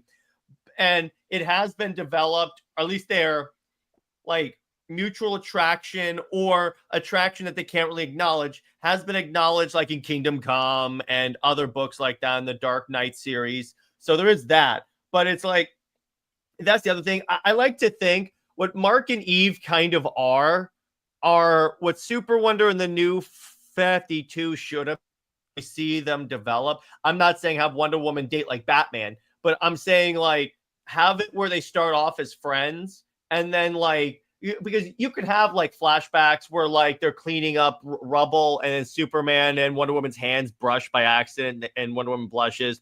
Maybe she has monitor duty on the what because they did this great issue in Dwayne McDuffie's Justice League. It's just called Monitor Duty, where you see how each of the leaguers spend monitor duty. I could see Clark bringing her coffee and like just hanging out with her. Like he brings her coffee just so he can have an excuse to talk to her. yeah, or even sparring, or Yeah. like when they got together and they went to stop a terrorist group, you can have them going on different missions together, even if they Or are. he brings her to Smallville, as in that's a Justice League issue, or he brings her to the fortress. Yeah, something like that.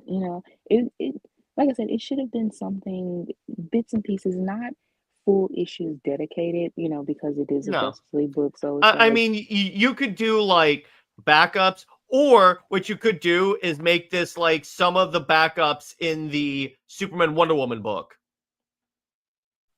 definitely. I mean, you definitely could have had backups of like a flashback of them. Yeah, doing something like that. Then you can have a scene where Wonder Woman is with Hesha in the aftermath of the kiss, and then she goes, "Oh my gosh, I kissed him." And then Or Hesha goes, "Well, how was it? Was it super?" funny. Yeah, something like that.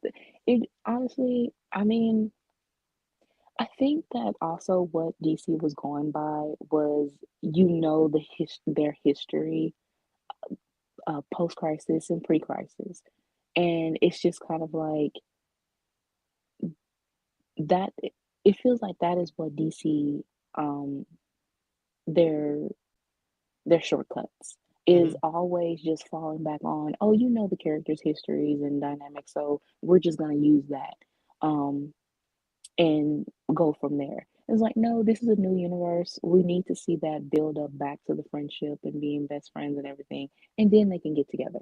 Um, even that's what Tom King is doing with Diana and Steve. It's that they weren't together for about 5 years. It's so funny that they were together less time than Diana was with Clark for New 52.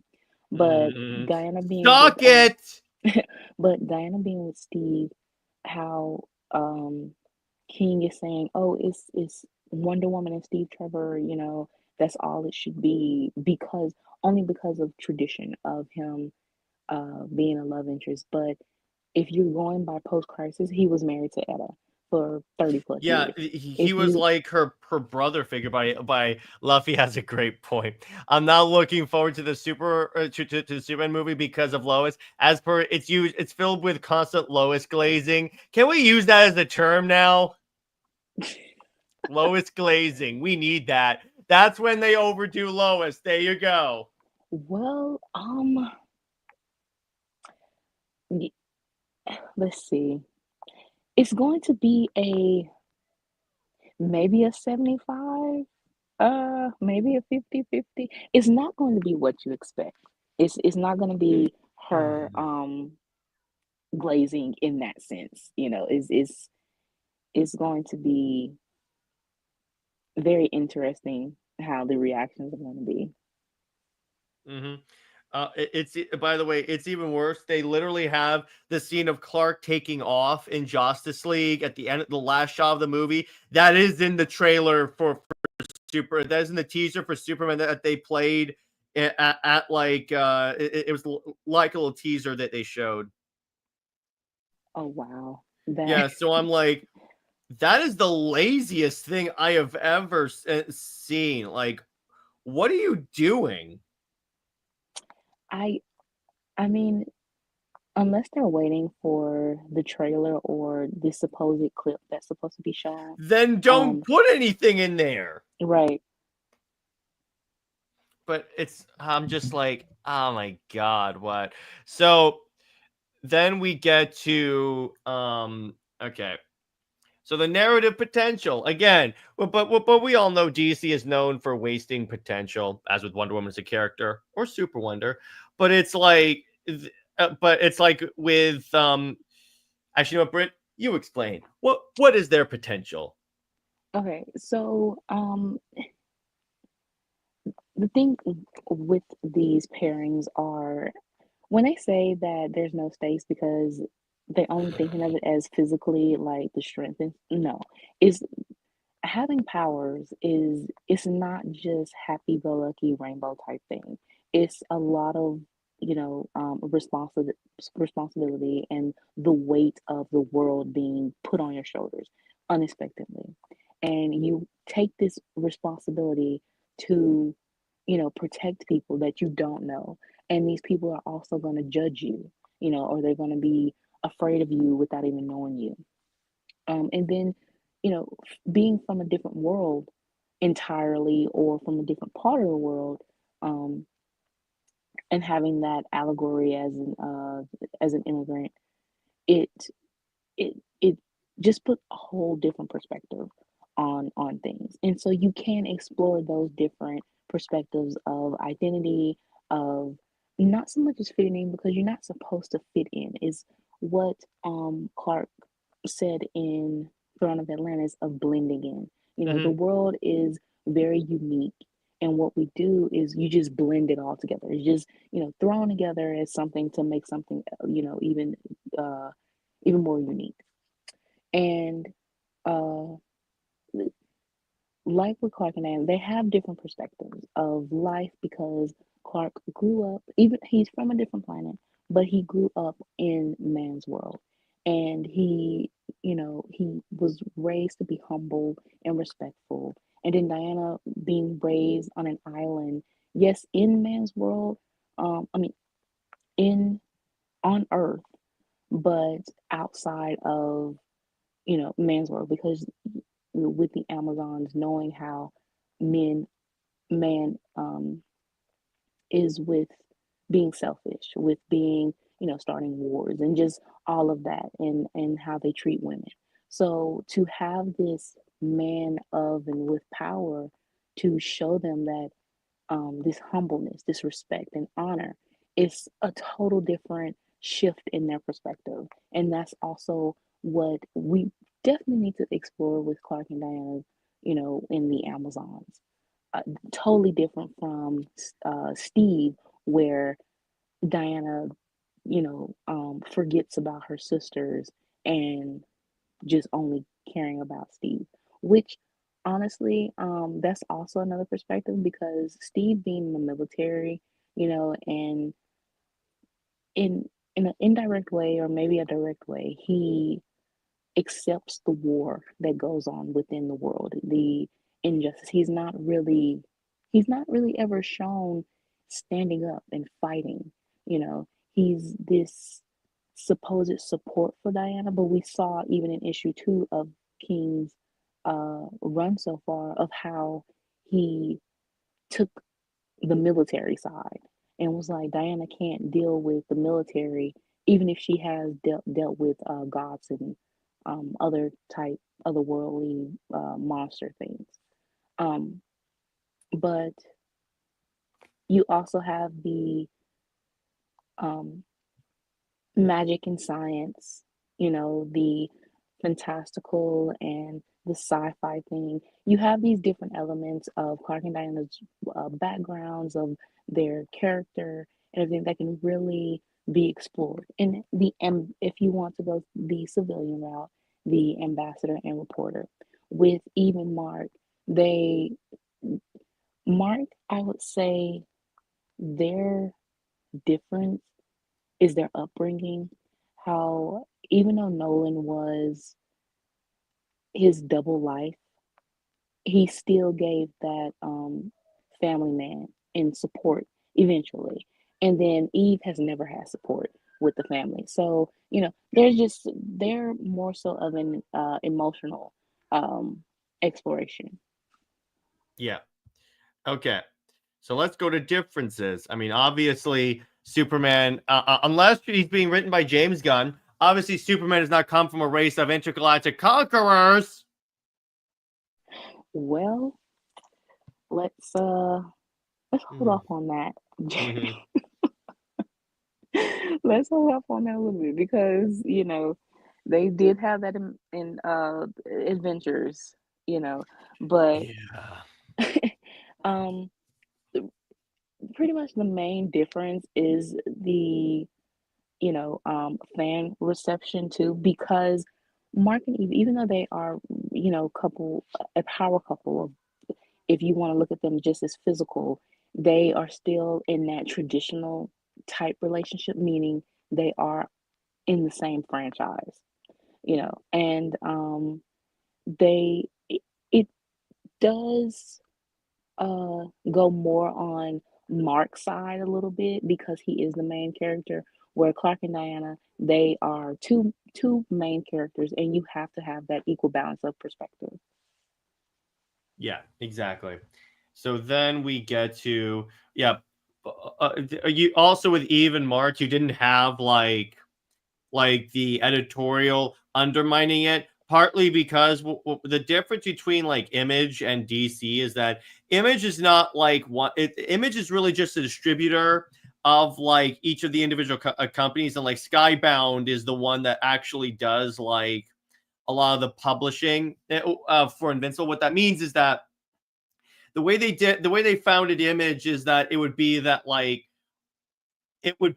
essentially an alliance of different companies, and then later they would essentially they would still be independent, but what would happen is that the books would be distributed by Image. So that's like the system they had set up for Image.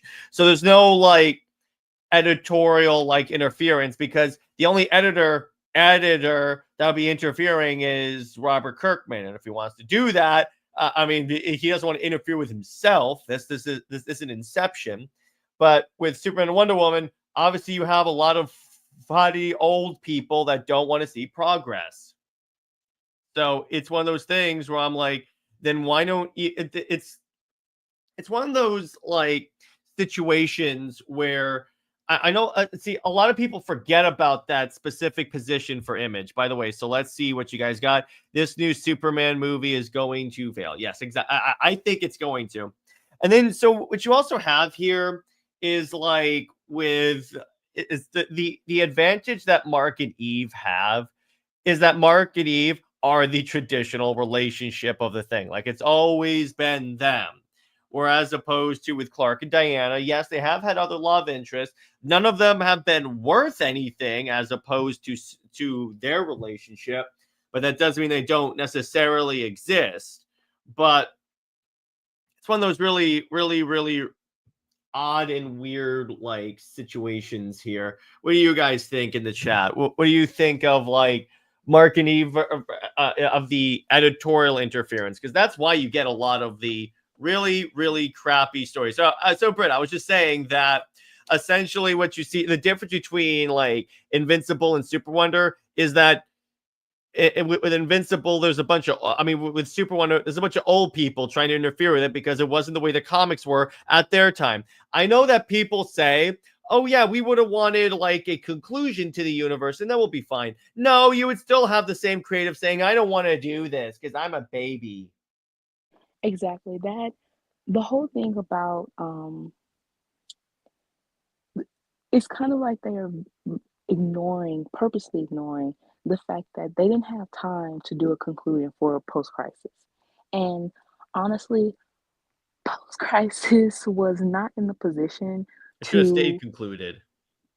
yeah, but also it just wasn't it, they just didn't have time, to have all that planned out. And that's something that the fans and the writers refuse to um, admit to or acknowledge.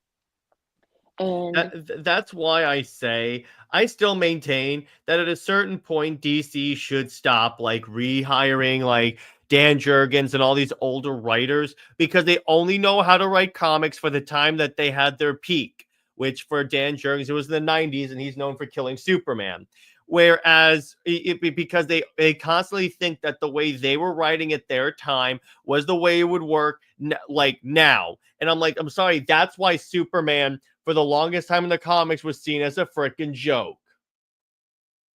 right, I mean, look at what we saw with Rebirth. Rebirth was just a um, basically back down memory lane type, one hit wonders or um, trying to force post crisis back with Superman. And, with the, and his very first story was what? Doomsday. It's Mm-hmm. like, that's the only thing Jurgens can bring about is talking about death of Superman. That's it. Um, he, He's a one trick pony. He only yeah, references Death of Superman. and the fact that him and Rucka couldn't just leave well enough alone, and they specifically wanted to throw Clark and Diana's relationship under the bus, which is used Diana to say, "Oh, it wasn't true," or Clark with Tomasi saying that because Diana doesn't have Pulitzer, then that's why he didn't marry her. Or Rucka saying that Diana doesn't know anything about love and romance, and how her relationship Being with Clark was, huh, one planet was as easy. yeah, or simple or something like that. And you know, but yet you have where we see um with Rebirth, they basically gave uh Clark and Lois things on a platter. They changed the whole, screwed up continuity for this relationship, for bringing back the Kents, for having this nuclear family. You had Superman hiding out, um, or just ruining everyone else's, like, uh, life or whatever for this status quo. And then Rucka having Diana in a straitjacket just because she was in a relationship that he didn't prefer, and he really didn't say anything about her character. He really just, again, threw her under the bus just because she was with Clark. You don't have to like their romantic relationship, but at least have respect for their friendship. And that was something that him and Jurgens just refused to um be respectful towards, is even their friendship, because it threatens Jurgens wanting Lois to be co-lead or something for the Superman franchise. And then you have Rucka having this uh weird thing where he wants Diana to fix Batman, or by default, even though he really doesn't care for Steve, that was basically what they were pushing because of DCEU. I'm pretty sure he would have rather it be Batman. But even with Steve, the way he put them together, it was solely based on her rebounding, or her having this um, emotional and mental breakdown, is as to why she was with Steve. But she wasn't really with Steve out of true love, as they, want to make it seem like. And then you have King, where he is just doing it because he is calling back to silver or bronze age of pre-crisis. It's Poorly. not, yeah, it's not so much as Diana and Steve actually have this real history, because most of their history is very poor. Yeah, exactly. So then continuing on, so yeah, we have the romantic obstacles which we get like from with Clark and Diana. Again, it's like a lot of their stuff is like like you say, it's the editors, whereas Mark and Eve, it's like the world keeps conspiring to try and keep them like apart, which is kind of interesting how like Superman and Wonder Woman, it's like no, the world in the comics wants them together, including Barry Allen, but the editorial is like no. Yeah, the way editorial, like, even now that we see that Diana isn't with Clark. So anything that happens to Diana or Clark or whatever, that's bad, you can't blame their relationship. So, and it's all falls on editorial. The way editorial, Wonder Woman supposedly now has her own um, section called Themyscira. And the fact that she's had it for months now, and Tom King is still getting away with the mess, I would say. Um, it's Well, here's really, the thing. The same people are in charge, so literally nothing changes. yeah, nothing changes, and it really shows the incompetence of editorial. That, Mhm. you know, even the Harley Quinn, book that just came out. it's like, what is going on? What type of thought process do you have going on, or lack of, that when a relationship works, when a dynamic works, again, we don't just solely focus on Clark and Diana's romantic relationship. That's the one thing that detractors need to realize, that we really are 50-50 with whether you give us the romantic aspect of their relationship or the platonic, with underlying feelings. They are going to have feelings, so that's just what that is, but they are still best friends. You can have it like that. And we would take it because honestly, that's what we like. We like that slow burn. Will they, want they, will they, won't they? We like seeing that buildup of the friendly flirting, or that work spouse type relationship that they have, or you, you are limiting story potential, and just because of a status quo that, first of all, you wanted to get rid of a year after you made it be. So the Yeah. marriage they wanted to get rid of. Second, and you've been wanting to get rid of it since the early 2000s and so on. You had a chance in 2011, 2010, 2011. It worked, it succeeded, and then you fall back on it, be out of, as the deal said, laziness and being scared of different ideas. So it's not the idea that doesn't work, as much as they want to project and put it on the idea. No, it's just their laziness, and feels like they can't handle the expectation um of the idea. Yeah, exactly. So I'm like, that's not working.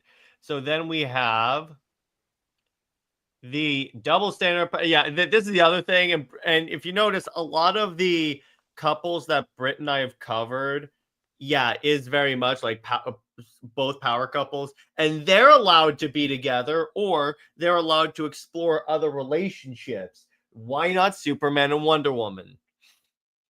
Right. One other thing is about the drama.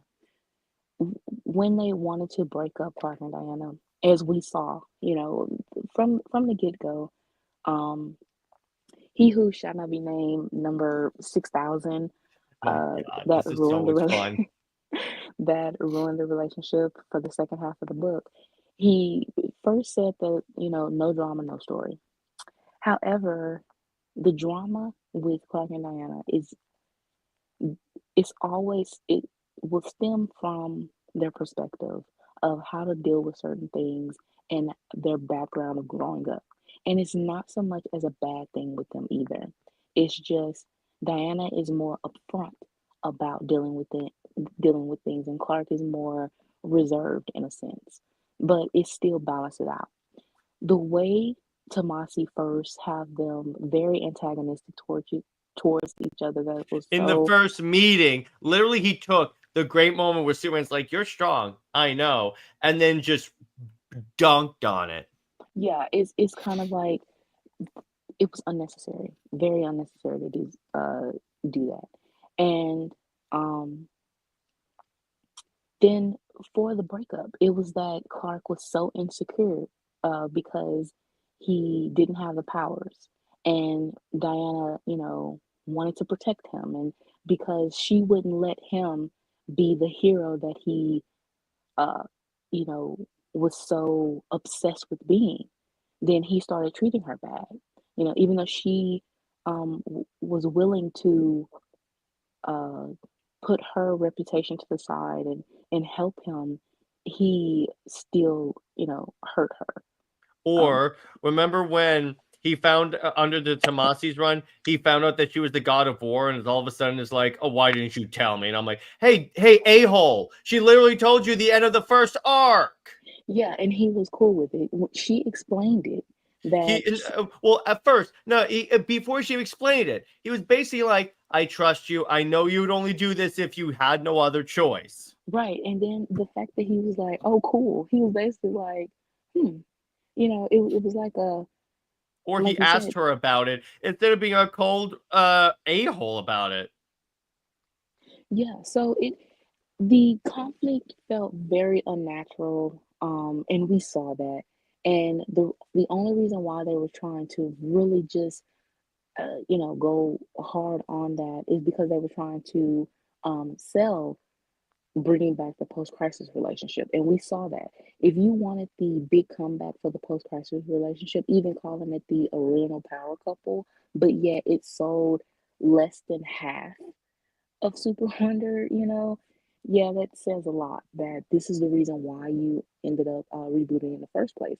And again, the deal when he was leaving DC, he admitted to that. He said there was some things that they brought back that he realized they shouldn't have, and the main thing was the marriage.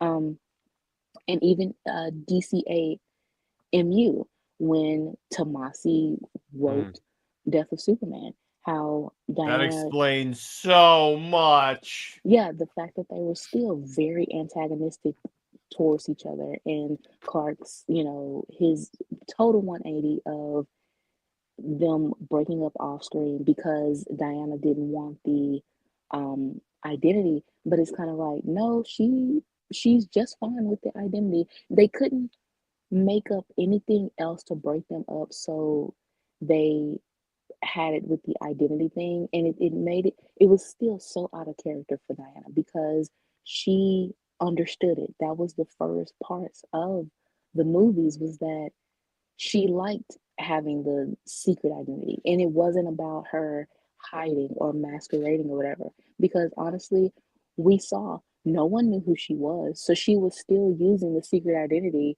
somehow within the animated verse.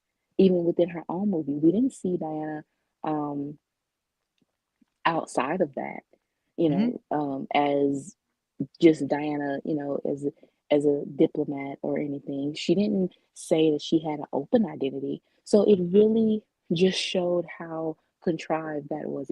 It's more contrivance, and it's more out of character, and makes them unlikable when you try to have Clark and Diana so distant from each other, and try to force conflict when you don't know, or refuse to explore their natural conflicts, which again is just each other challenging each other's ideologies and perspectives of how to get.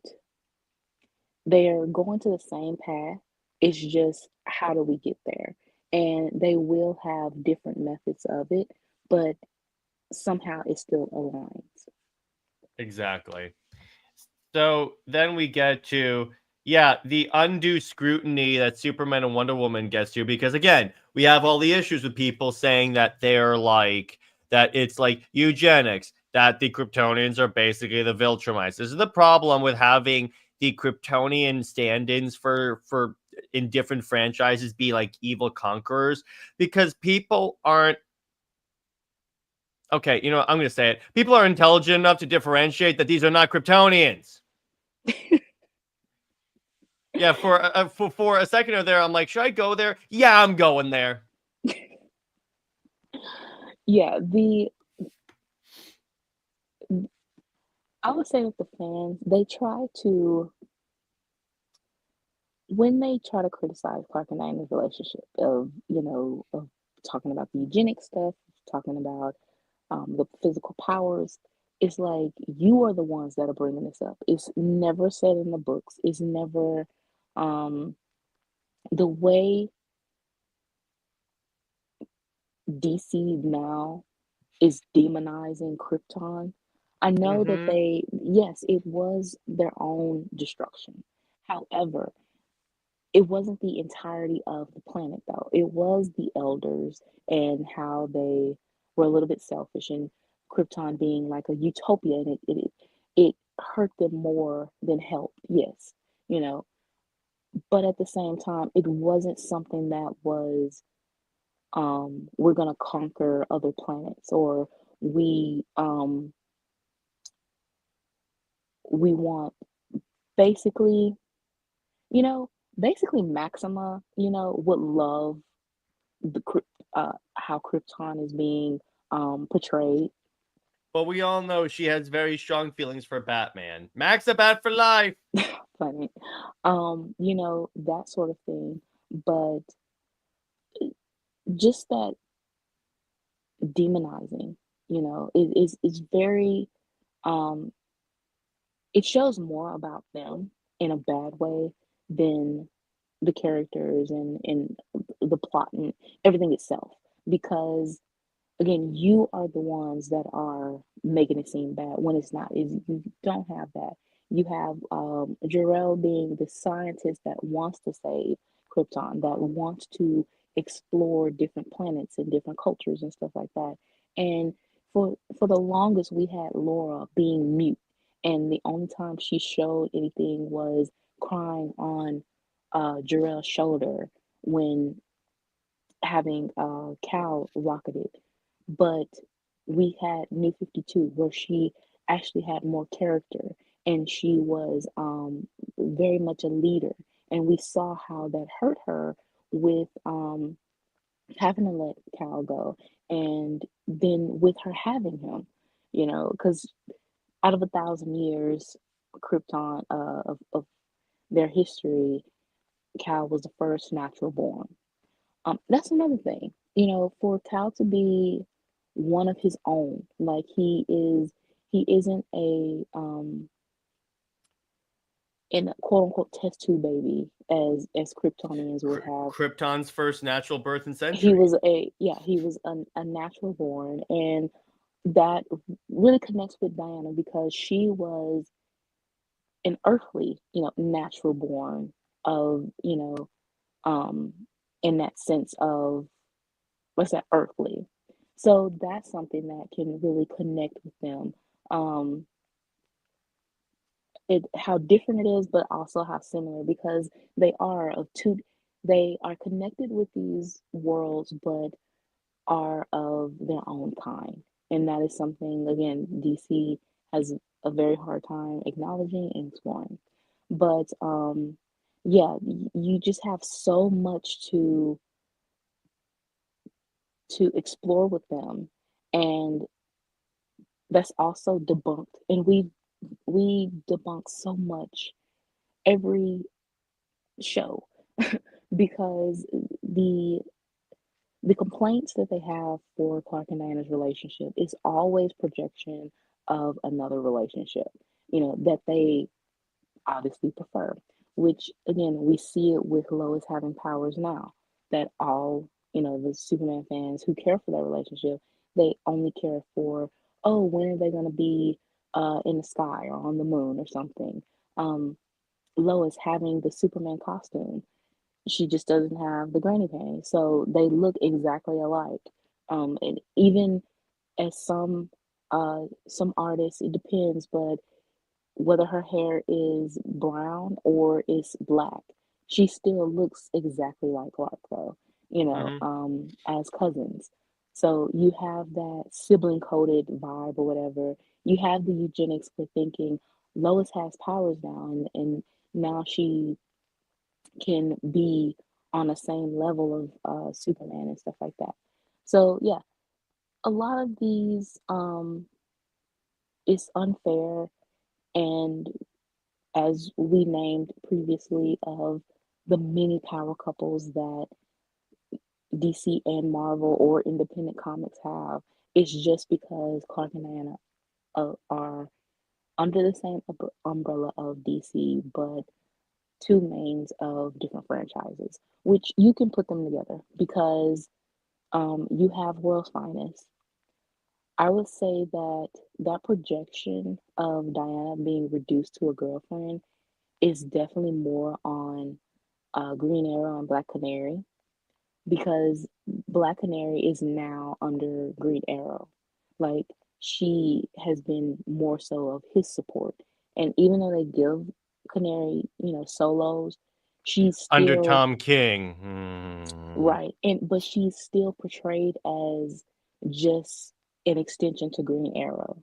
And then you have now Barbara Gordon. She was Oracle, for a while. She was Batgirl. She was her own character, but they de-aged her to fit Grayson, and now within the comics, she is just his girlfriend. Like, she really doesn't have a character arc of her own now. She's just shown in Nightwing's book, or even as Oracle. She's in Batman too. Let's be Yeah, fair there. yeah, that's what I'm saying. She's in Batman, but it's not really like she's a an independent character. Like, she is very much in the background though.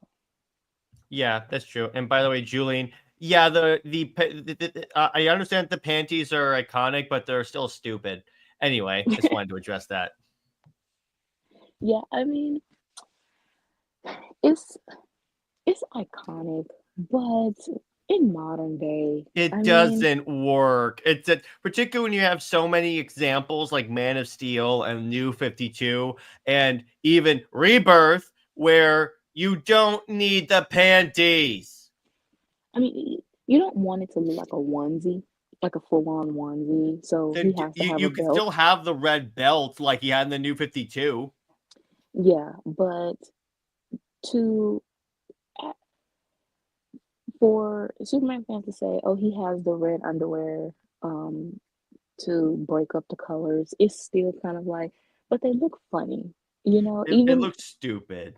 even in the new movie, it looks very funny. Like, Oh, the whole suit in that movie looks freaking. You I know mean, it's bad when Axel Braun is telling you the suit looks bad.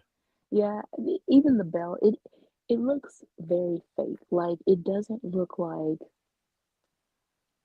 yeah, the suit looks fake. It doesn't look natural, like you saw in Man of Steel. Even if you were to compare it to Reeves, that was still of that of Donner. That was still of that time. So of course it's gonna look campy and very uh Halloween costumey, you know. But 2025 of that Halloween costumey look, that no, no. Exactly. So then we get to yeah, there's more scrutiny on it, and it's again the whole human anchors thing. I really hate this argument Yes. because here's the thing: these same people that say that Lois is like part and parcel of this, and I'm like, hey, guess what, guys? So you guys think that Superman was created in the 80s? Okay, let's go with that assertion. You realize that in that origin, he was Superman before he met Lois. Yes. It's He they was raised human. And what's so, I will give Wade props for this, of bringing back the Superboy, that Clark has been like, adventuring or whatever since he was a teenager, because it really just solidifies that he wasn't, he, we saw that he was Superman before Lois, but to really just go back to his teenage years and have it, the whole way through. That really solidifies it that no, he has never needed Lois to be a anchor or his link to humanity when he's been Superman this entire time, even when he was in high school, you know. So that is something that really needs to stick, of him having adventures as Superboy, because that really just debunks that whole thing. With Diana, um, I would say that her the reason why she became Wonder Woman was never about Steve, and for Tom King to say that um, Steve is like the heart of the Wonder Woman story, I'm and like, oh, shut up, bro. yeah, By the and the way, purpose. Hmm.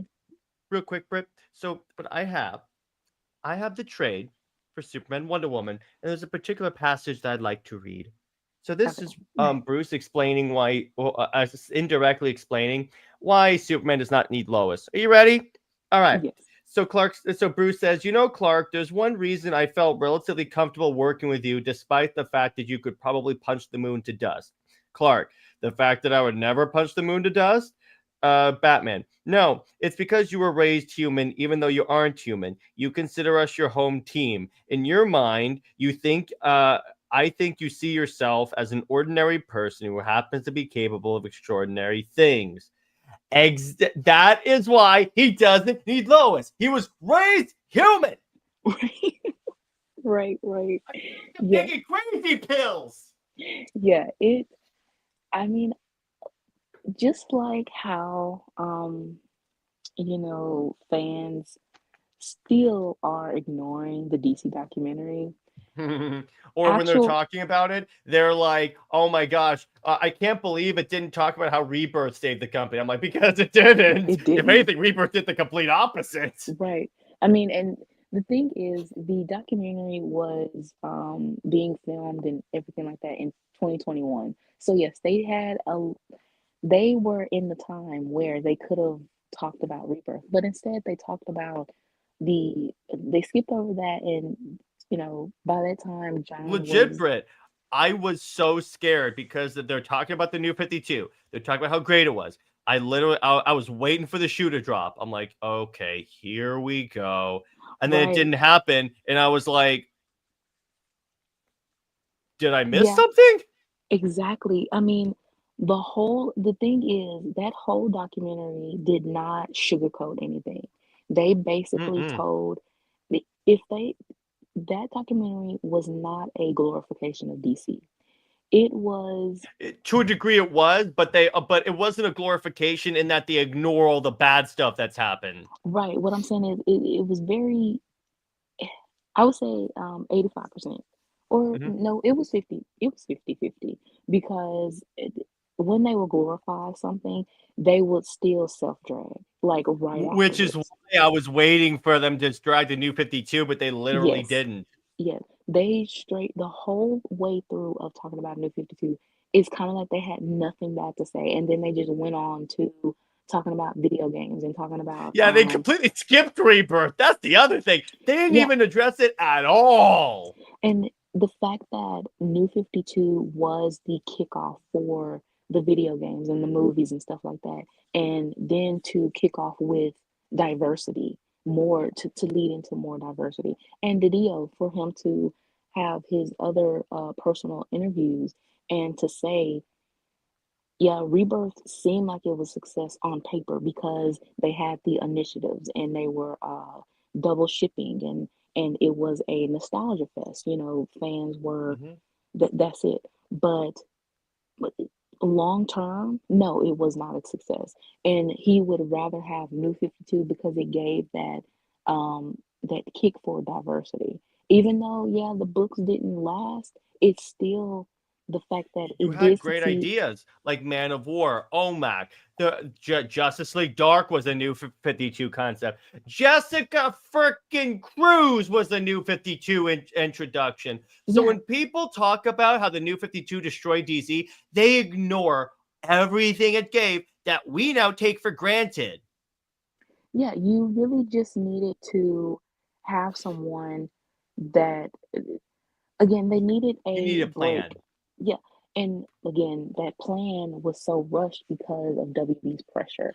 I Well, think even that after they rebooted, they should have come together and said, "Okay, so we rebooted and everything settled down. What are we doing?"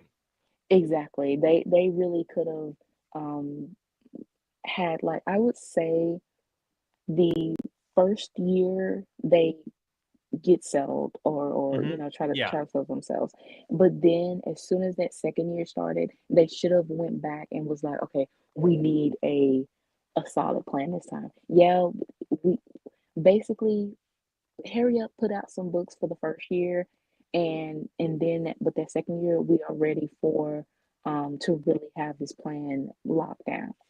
But we don't know everything behind the scenes, Mhm. so it's kind of like we can talk about it and say what they should have done, or could have done, but we don't know in still the position that they had. And it seems very much like they were just in a terrible position no matter what year it was. They were just in a bad predicament, especially with WB forcing their hand in micromanaging. And then you have when they moved to California, or Burbank, to be more within the synergy of movies and stuff, and having that, even AT&T, it was more of a corporate type thing of using the characters to promote AT&T. That was a very weird time. Hmm. It felt very corporate instead of entertainment. So yeah, we really don't know what all that entailed. We just know the surface of certain things. But like I said, a lot of people need to watch the documentary to understand that no, it's not so much as DC glazing like that. It's not even New 52 glazing. They are basically putting in the facts of what happened. And Yeah, like I said, objective numerical facts. It's like you yeah, could see the numbers. This is not our opinion. It's the numbers. The New 52 objectively save the company. So you yeah. can't, these guys need to stop with this. Anyway, so then we have the irony, and I realize I spelled irony wrong. Screw it. The biggest irony is that, yeah, it's when you think about it, you could Invincible kind of is just younger Clark and Diana. Yeah, and it's yeah. I it's it gave post crisis, you know, because again they were friends that they had a liking towards when they first met, and then they wanted to, but it wasn't the right time. It was like right person, wrong time type thing, and that has always been what how Clark and Diana's relationship is. And then with going through all the drama and the trauma, in their um, end of high school, college years, and then into adulthood to finally have that breather or something. I will always um, prefer that with Clark and Diana, we have that the aspect of post crisis of them slow burn and will they, won't they, building up their friendship as being best friends with that underlying, um, you know, um, tension. And but you do have those very obvious, um, ambiguous, hinting, then and then going towards the Kingdom Come or Immortal Wonder Woman type thing. Yeah. All right, Luffy. If Batman Ninja 2 counts as anime, yes, I have. So I've been enjoying that. But more on that later. So, as you guys know, wait, why does DC seem more likely to kill Steve more than Lois? Because DC worships Lois. That's what it is. That's really what it is. So, as you guys know, whenever Brit and I do a crossover, we like to do a story. So, Brit, why don't you tell us a story? Okay, so with this story, it is a crisis thing, of course, and this is who better to have as your main antagonist is Zod, and the connection of Mark and Cal with the destruction of Krypton, and then Mark with his father and uh, Viltrum, and to see the similarities and differences of those planets and how and also of the people. And yeah, it is a dig on how this is not Kryptonians. Yeah, you have Zod and the Kryptonians that follow Zod, but it's not the entire nation, Mm-hmm. or planet of Kryptonians who are conquerors. Now Yeah, that's the difference exactly. between, uh, adventures, my adventures with Superman, you know, but 99% of the time, Krypton was never a world of conquerors. It was like, no. Um, with so with this story, you have also Diana and Eve that are their emotional support, and they also have their own, subplotting of honestly just showing how they are very much how Diana is accepting of her culture, you know, whether it is the flaws of the Amazons or and the good of the Amazons too, and of the history, you know, the ugliness of the gods in their involvement with the Amazons, and then Eve, her own um acceptance of herself, you know, Hmm. when she's had to deal with parents that were unaccepting of her. Hmm. So it's the war of two fronts, and it's basically again General Zod and is it Thrag are Thrag. in Thrag are invading the DC universe, and they, of course, are it's the it's a very brutal war. I see it in my head, and I know that you probably are going to use this at some point for a certain story. Um, You see the smile? um, Be and prepared to send me cat emojis, Brit. yeah, I know.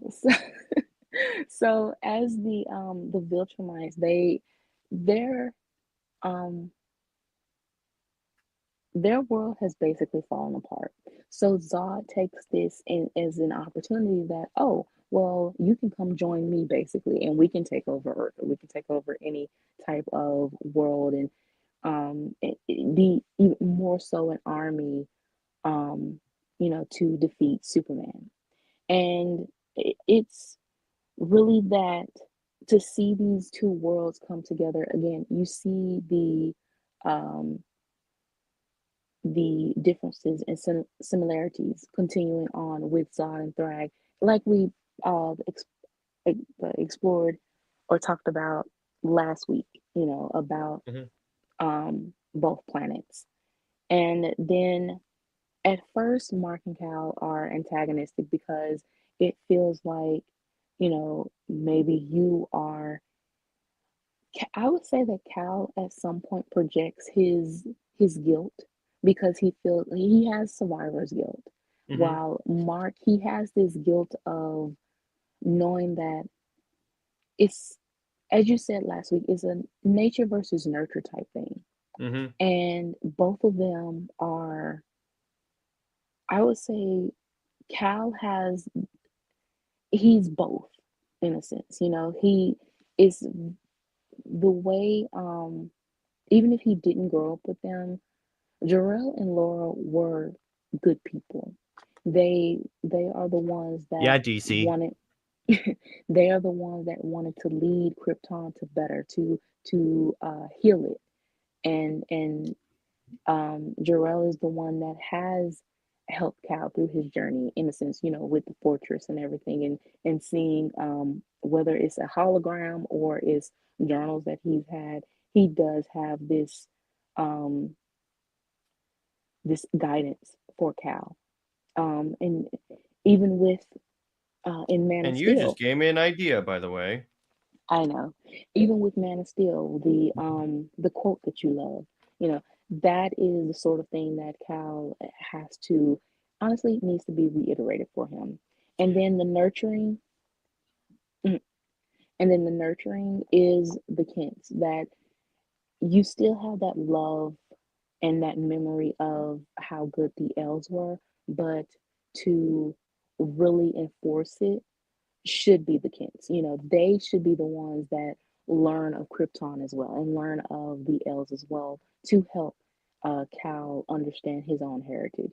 Why DC doesn't do that? Of course, because they don't know how to they they don't know how to explore characters in depth like that. And then they also want Cal to choose one or the other instead The, of the other putting thing it you out could there. have, you could kind of have Clark become like a surrogate father slash big brother for Mark. Exactly.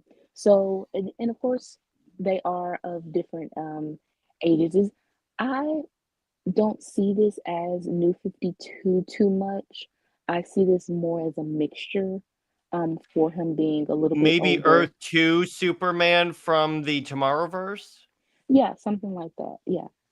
Um, so you have Mark and Cal just coming together in understanding the faults and flaws of their home planets, and knowing that it has to be some good somewhere, within that history, um and how to change it to be better. Hmm. And with Diana and Eve, they are the emotional anchors of, like, how Diana has been with, let's see, mm, I would say Diana is Tomorrow's Diana, but also New Frontier, where she basically tells Cal, you need to be the leader, or even Kingdom Come, you need to be the leader that everyone needs. That you leading everyone is the right thing, and it goes back to the Moses allegory too. And with Mark, he knows that his world has always been uh, very disturbed, but he can change it. He is the Yeah. one that can, maybe, whoever survives the war or whatever, that they can have some type of turnaround. I wouldn't want to use her because of, it's very weird how you have to easily forgive her, but Oh, I know who you're talking about. yeah, her having a redemption arc, I I don't really agree with it. Tell you what, it won't be canon to our story. Yeah, I don't really agree with those types of redemptions. However, with just in the sense of saying this, Mark would help any um any of his people who wants that redemption. He would help Hmm. them go through that. And then again, you have they do have this sort of like moment where they are interested in each other's powers. They are, because it's very The different. arm wrestle. Yeah, you can have that, or how to see Eve have this, like, conjuring up things. Of course they would think of it as like the Green Lantern rings and stuff. a- as something like that. And then Mark seeing a race, and also Oliver. Hmm. Honestly, Oliver is such a as a kid character. He is so fun, and I think of him as our Hunter. Hmm. He has just that hypeness of a kid, that he knows the seriousness of a situation, but at the same time he wants to make it better, and he has this such innocence and his hyperactiveness. Real quick, I'm gonna say this. I love Lord Zed's comic. I do love Dead Steve, the highlight of his character. And then Yeah, he, and then he adds on, but it's better than Dead Steve, Dead Lois. I love, by the way, can I just, Dead Lois would be amazing, probably the most memorable thing about her character. Can I say, when I started YouTube, I didn't expect that this would be my legacy, but you know what? I'll take it. I have started the Lois Lane hate train. well, honestly, it's kind of It's deserved. deserved. It's It's deserved. deserved, but I'm like, if this is my YouTube legacy, I'm a happy man, okay? Yeah. Yeah, I mean, the way DC has gone about things with Lois is definitely, she needs to be put down as a character. And honestly, I say that as, it's not even as a Super Wonder fan, because I really don't do preferences like that. It's like, if you can tell a good story, then I will accept it. Um, but I look at it as a female myself, and a reader and a writer, and just that the way that they portray Lois, and the way that they want to make her out to be this basically Diana Light in the most superficial type of way. They want to you know force her as the this I know DC has called her like almost a champion of truth. It's like no, Mhm. she's never the champion of truth. They've also wanted her to be, you know, compared her being a reporter and using a pen to the lasso. Um, and the fact of giving her powers in order for her to understand Cal and be equal to him now, but it's not in that way of like Clark and Diana having that emotional connection, you know. So no, and just that glorification of her at the expense of Diana too. That again, I am a female reader, so it's like I pretty much have the right to speak on female characters and how they are portrayed and the perspective that I, have of basically how a woman is supposed to be written or how to act, and Lois just does not give that. Or as Luffy calls her, Diet Diana. Yeah. But even though honestly, Diana, she's very She's much more. filled She with. is. There's a reason why why the Wonder Woman of Earth 3 is Lois Lane. Yeah, that's true. That is really funny. So then so we have the War of the for the Future. Okay, so Zod and Thrag, they are basically prepared to um they want to now combine the DNA Hmm. and to basically make their own now super race of unstoppable beings. And yeah, we are getting into the eugenics type Hmm. uh of how it's not Cal or Mark, even if they are with superpowered women, it's not that. It's not them wanting to conquer Earth, or they just they Mark, he was born on Earth, he didn't know about his father's uh um true motives until he was a teenager. Cal, he didn't know. Well, if like I said, I would much rather have the adventures of Superboy type thing. So Cal, he knew of his truth, and probably about the age of 10, and became Superboy around 13 or so, 13 or 15. But they never had that idea of conquering Earth. They always just wanted to protect it, and learning of their home planet, whether the good, bad, and the ugly of it, whether they want to change the legacy of it or honor it, and more so of both of them, and it's not like Cal is with Maxima. And that's the one thing that I don't like is how some Superman fans think that Diana and Maxima are interchangeable just Hmm. because on the surface, yeah, they are princesses. Um, Maxima being a Plus, space princess. plus, we all know Maxima's in love with Bruce Wayne. We've discussed this. Yeah, but yeah, but she Maxima wanting to, be a space conqueror herself. That is in how Clark rejects that.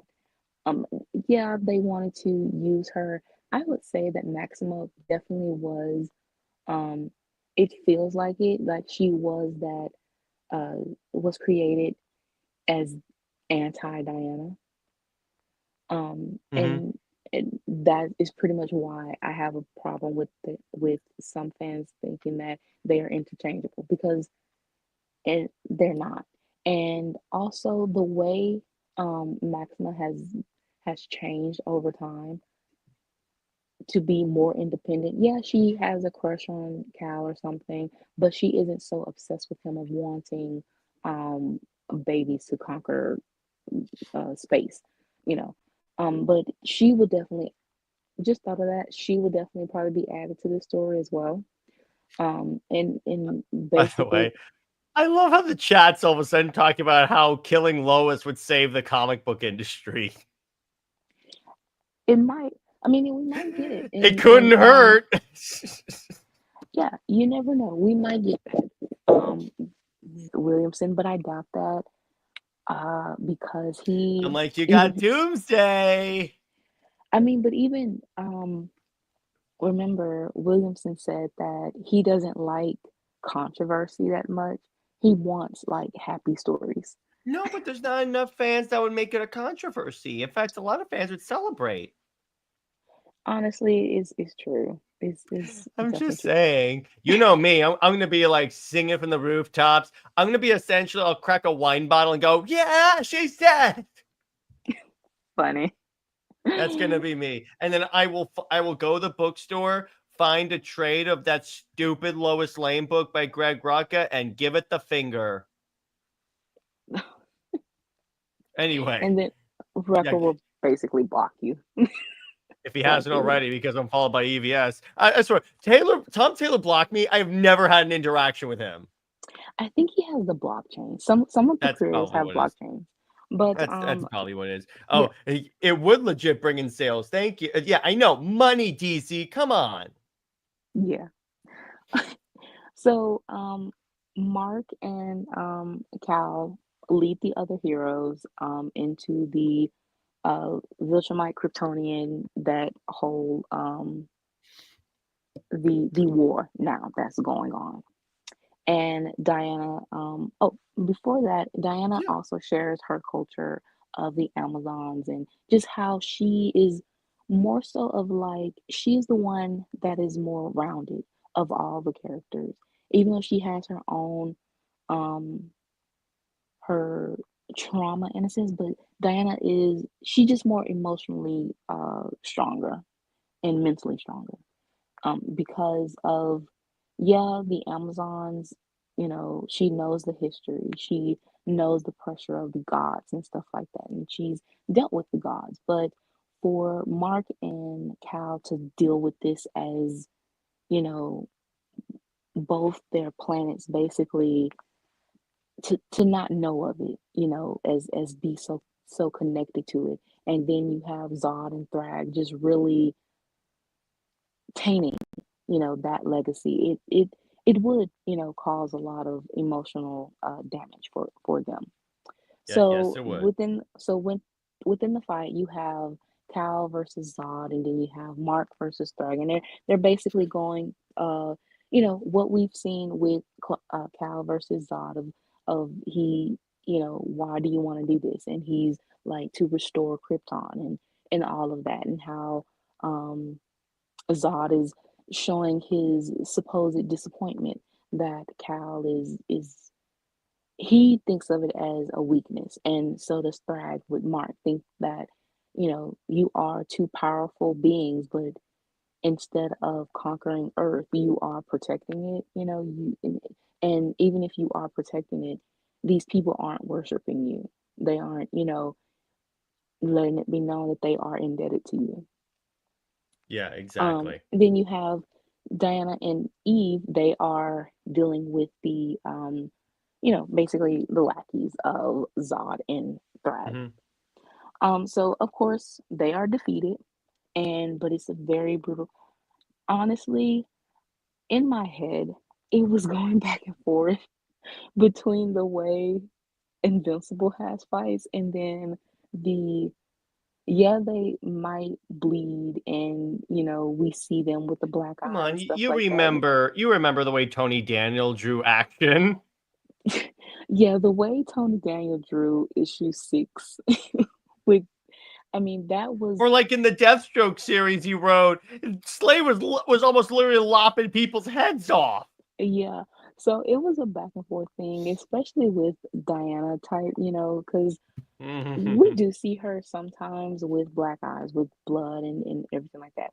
But to really just go through, the only time we really saw how brutal things were was the the the last DCA movie. Hmm. that brutal. Like So where a yeah, Doomsday guy pulls off Wonder Woman's arm. yeah, that kind of thing. Um, that is really, yeah, so I was definitely going back and forth with that. But yeah, it would be a very all-out brawl. I can see a space where they're fighting in space, kind of like how Clark and Darkseid was in Immortal Wonder Woman when Hmm. they were fighting um close to the sun, you know? Yeah, that type of thing. So You could have Clark turn to Diana and go, when I said we should go out on dates more, this is not what I meant. um so yeah, so in the end, um and that's funny. Yeah, Cal and Mhm. Mark are as like brothers. They understand, they can they don't have to ignore the bad of their home planets, and it's something within their history. However, they can do better, and like I said, whoever is the survivors, they can either get pushed off in the Phantom Zone. They can, well, in either pushed off in the Phantom Zone if you are going to stick with the DC universe type thing, or if you're going to go with Invincible and they, kick the bucket, whichever way Mhm. you want to go about it. Or they can have um, Kryptonians, that wants redemption, um, have Cal lead them, or you have Mark and that redemption. So yeah, Mhm. and of course you have Diana and Eve still the whole way through helping for that emotional support, but also again with Eve, I would say that she's just there for Mark, but honestly, Diana would be the one that would want to help and with the rehabilitation. Like she Mhm. would definitely, because of who she is and how much of an educator she is, this really would emphasize that and her compassion and stuff. And it's not so much as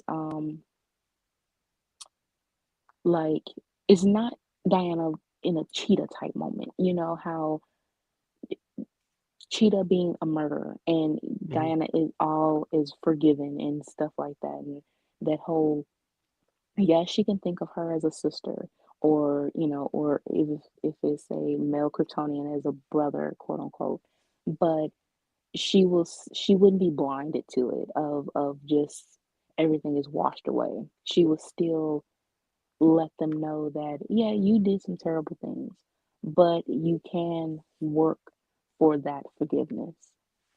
Exactly. So now we get to our reviews. All right. Oh God. We are starting with the best book that app. This is the most gorgeous comic book I have ever read about Wonder Woman. Absolute Wonder Woman #6 was spectacular, and your boy got covers. You know how it's like a impulse buy for me. So what I got is, obviously, I got the Hayden Sherman cover, the Sean Gordon Murphy cover. Yes, I got a lot of Absolute Wonder Woman covers. The Joshua Schwabe cover, and my personal favorite, the Jenny Friesen cover. I Yes. absolutely love whenever Jenny Friesen does a cover. In fact, for giggles, because I was picking up Justice League, I also got the Wonder Woman cover for her for International Women's Month. But so, Britt, what you think of Absolute Wonder Woman #6?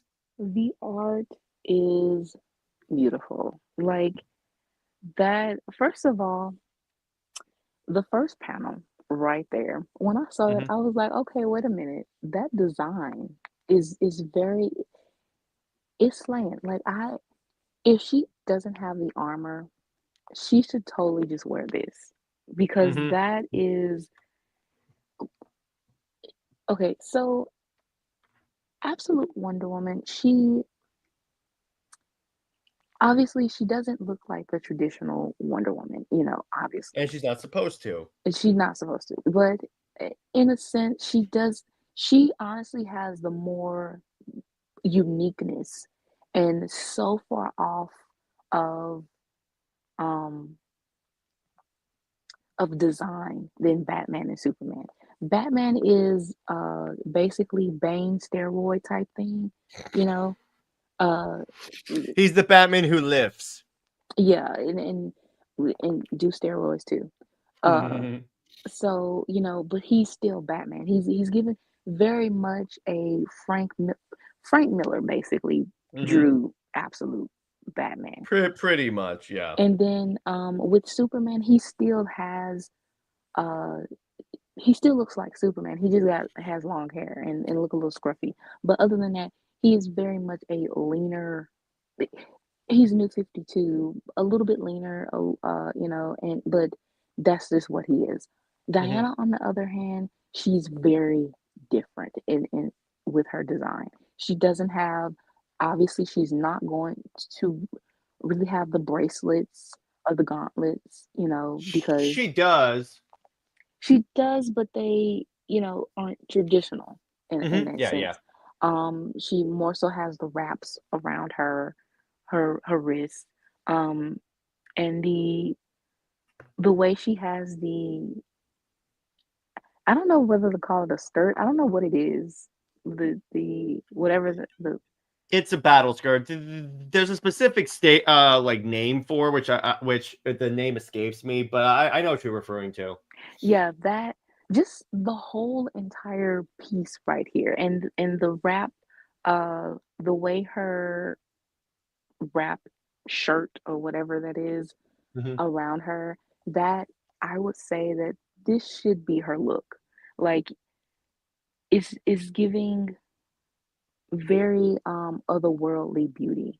And I It's love, simple and elegant. yeah, and I love the just love the art. This Sherman has a very distinctive style, and in they gave Diana a very distinctive look.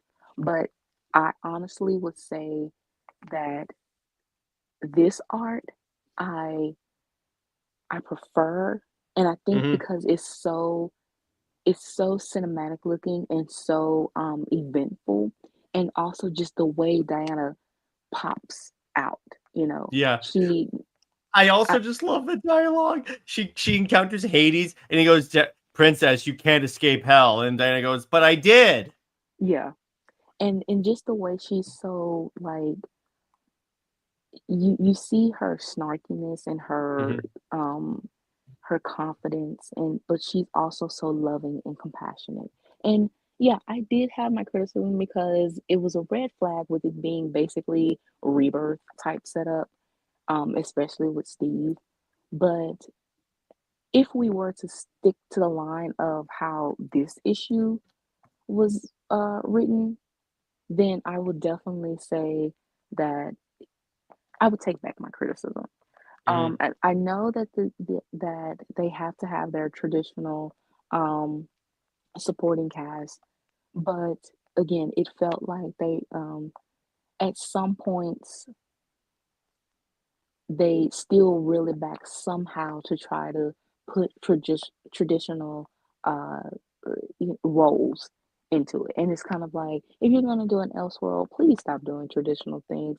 Do something different, you know. So that was my criticism at first. This issue did change my way of thinking that, yeah, like you said, have a little patience and see where it goes. And I am. Then you have uh, little Diana. This the fact that this book is doing so much better than the main Wonder Woman book, and the fact that we have a, like you said, a Wonder Woman who was raised in hell, having more compassion and having more of her own ambition, and just that her she has love for everyone, but you can You wouldn't definitely tell, expect it. yeah, but you can definitely tell that um she she has love for well, Cersei, her adoptive mother, and then the fact that her main her her main mission is to find the Amazons. And Mhm. it is so funny how that contrast of the main Wonder Woman, I know. her her thing was to basically fight for her sisters, and she's more worried about Steve. And then in how this Wonder War or whatever that um By the way, how much of an FU to Tom King is it that this Wonder Woman also has three lassos? she does, and the fact that it's so unique. For the last issue of her turning into Medusa and understanding her story, and then the way Thompson writes this Diana with so, if she is to have like a very unique accent for Diana in her head or her speech, it still flows as a real person. With King, he says that he listens to Godot in his head, Sure, and sure, or Godot, sure. and the fact that he writes her is so robotic and just like so with the lack of emotion. You can definitely tell the difference. And little And then Diana, when they bring in Prometheus in this, because that's the other thing that Thompson is doing. Because what was one of the items on Tom King's list that he wasn't going to include, Brit? the gods, and just And what that does whole, Absolute Wonder Woman do? Hey, we have gods here. yeah, and the way she is using them, or so And far with the being, scale between her and Prometheus. Look at that. yeah, and with little Diana, so much better Mhm. than Trinity, and Well, just she's the not fact that, punching Cersei in the face. That's why she's better. right, and just seeing how happy and adventurous little Diana is just so, it's so refreshing to see this Diana back. And then To not just that, Brett. When at the end of the issue, spoiler alert, we discover that like Hades has like Cersei captured, and you see Diana's teary eyes yeah, she's definitely, right there. That one panel shows more emotion than Tom King's Wonder Woman. yeah, And she yes, the oh, I'm sorry. Go ahead. what I was going to say was that she, to see just that contrast of her caring for Cersei as her mother, and again, even though she helped Steve at first with cutting off her arm, it was, Thompson just let it be known that it wasn't a romantic gesture, and their relationship is them being friends, yes, but it's not just that, that her relationship with Steve just doesn't have to be romantic. And just that whole She is saying perspective, everything I wanted to hear. and just that whole perspective, being the total opposite of the main. I mean, you would pretty much expect um, Absolute Wonder Woman to be the worst version of Diana, Everyone because thought she was going to be Kratos.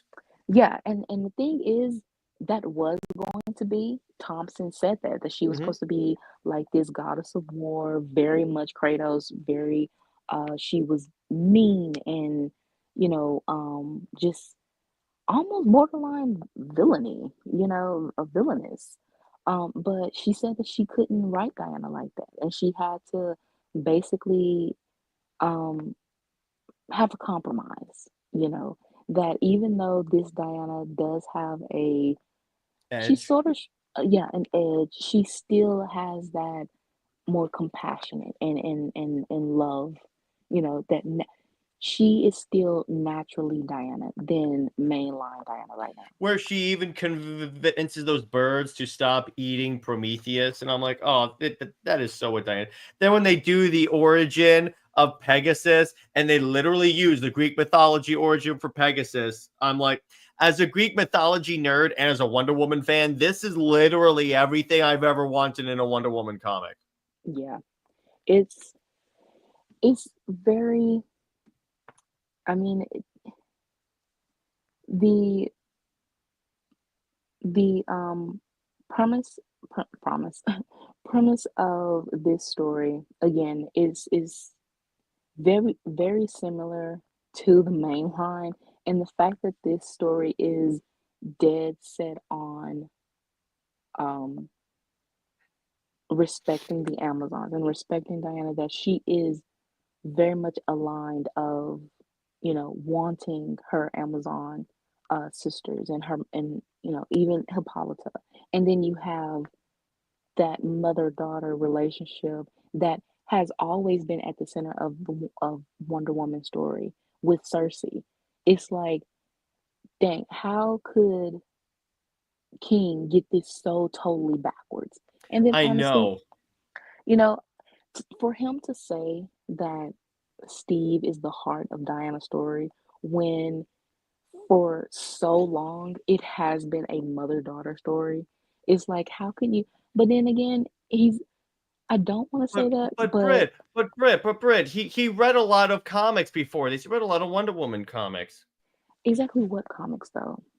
Yeah, Like, I know. yeah, I know probably within, the golden age of thinking that Diana left the island because she was infatuated with Steve and, all of that. Yeah, whatever. But that is something that she has not been, that's not her. You know, she has evolved. Her, if you want to say that Perez is definitive, then go with that. But what makes it the thing is, he can say all of that, but he really did. I don't think he actually believed it, because if you thought it was definitive, you wouldn't have Diana obsessed with Steve. Yeah, Because that exactly. was He was just saying that because he wanted to tell the fans what they wanted to hear because he exactly wanted people. But anyway, we'll get to Tom King. Trust right, me. right, right. So now, Britt, how would you rate the issue 6 of Absolute Wonder Woman? Because I'm giving this a straight up 10 out Th- of 10. Yeah, Spectacular. yeah. I, honestly, even with her just talking, it gave way more than King, like 1,000 times more. Hmm. She, you know, that's like I said, that snarkiness, that um very much in control of everything, even with being challenged by a god, it still showed Diana being who she is supposed to be. And Exactly. like I said, the total opposite of main Diana with King, of how we're gonna get to it, but just that alone, just to have that refreshing take of Diana being Diana is definitely a 10 out of 10. So before we get to the BS, Diana, let's discuss some Absolute Superman. Another issue of fantastic art with the cape, and this sets up something very very interesting because multiple the implication is multiple Kryptonians get off Krypton.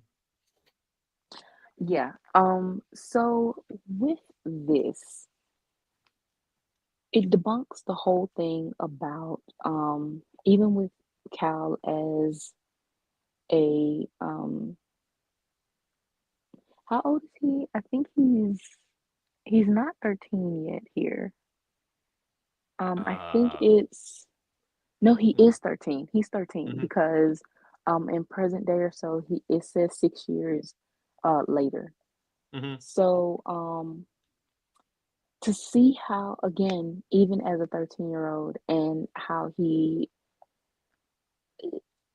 I love that Laura is such the main like character within this, because for so long we've seen it only as a perspective of Jor-El, but she is the Mhm. one who created the suits. She is the one who's more into, they're both scientists, but it's the fact that we see more of um Laura being the inventor, and pretty much the smartest one in the room, basically.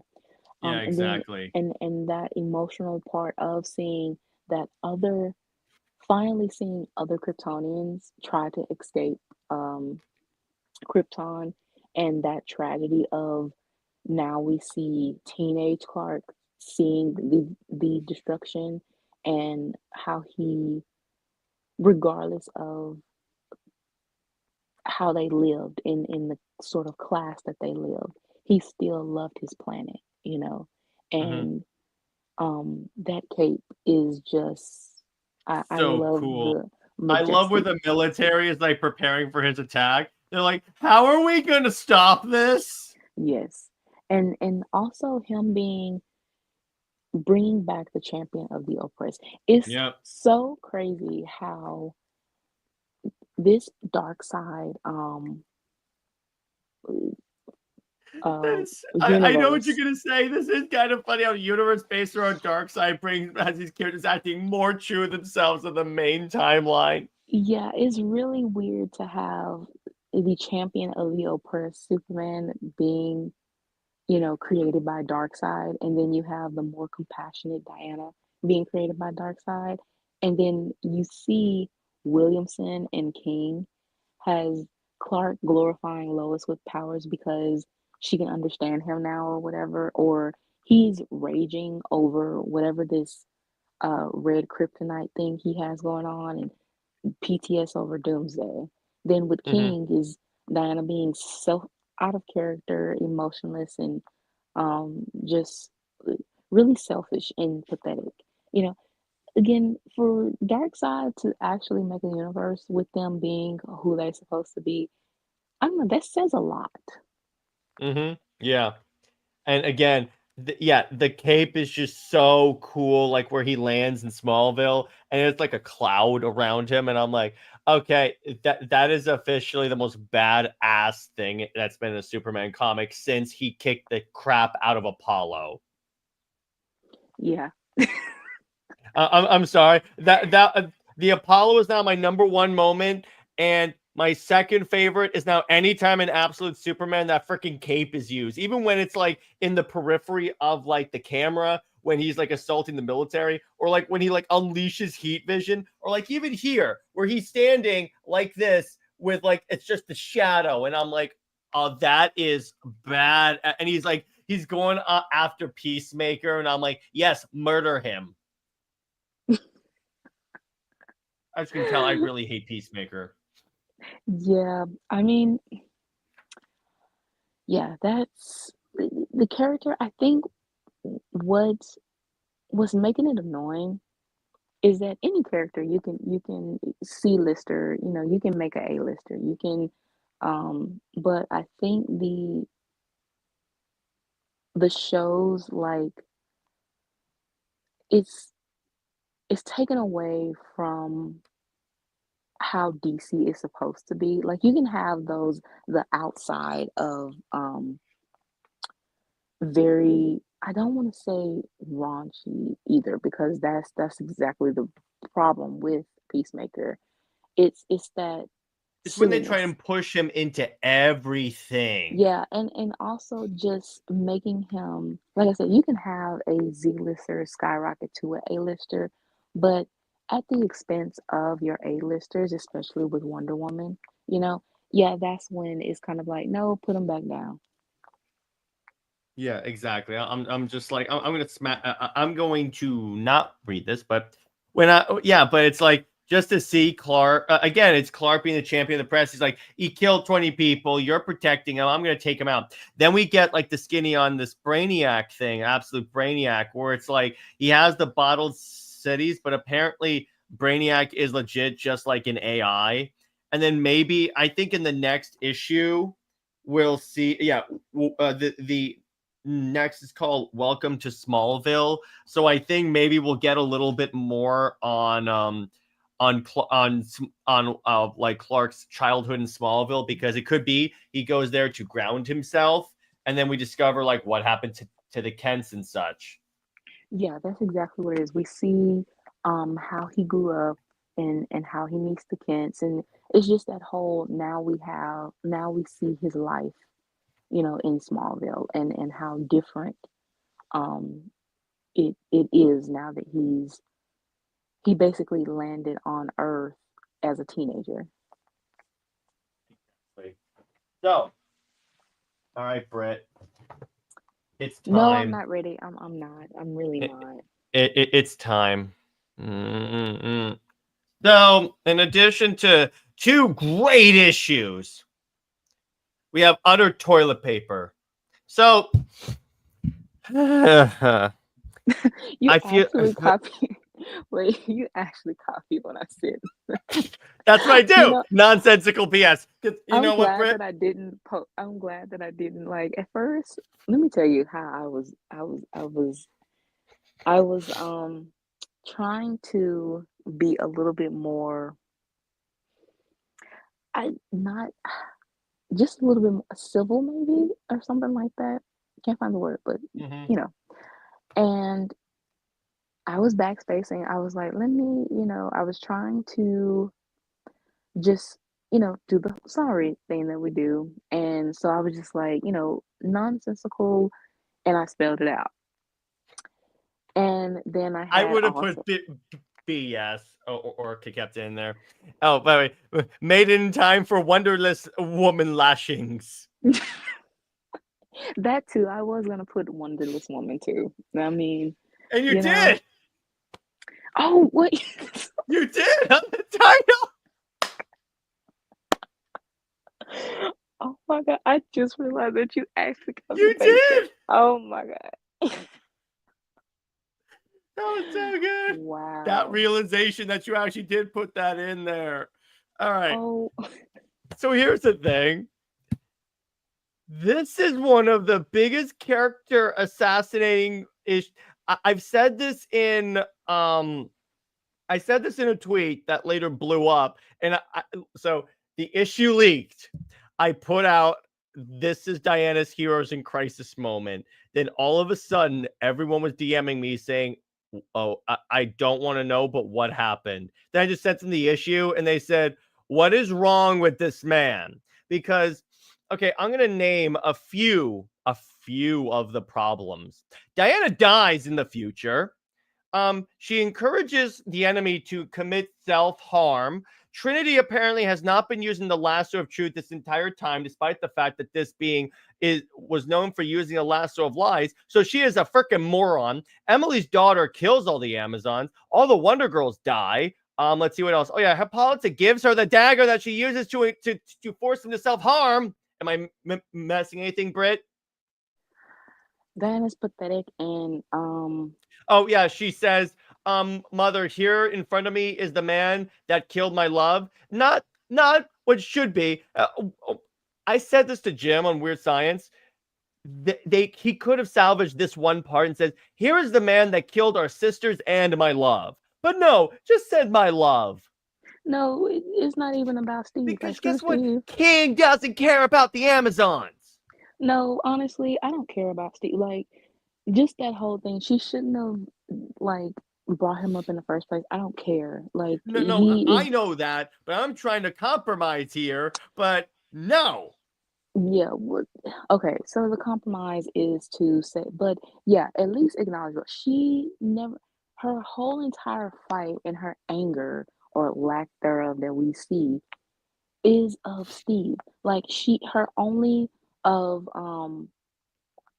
this story spans 9 months Mm-hmm. because we see that oh, and it's also implied basically that Emily was, we don't know whether it was consensual or it was but obviously it might have not been consensual if she went out and murdered men. Mm-hmm.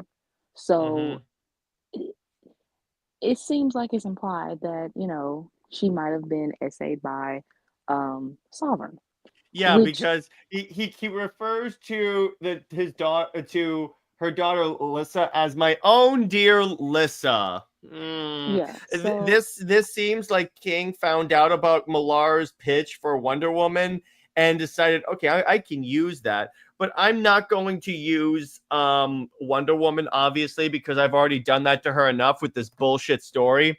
But I'm going to instead use an OC. Also, this entire stupid run is so King can have his OC do everything. Look, Trinity's so great. She's the leader of the Justice League. Oh, and Lissa murdered all the Amazons. Aren't they great? No.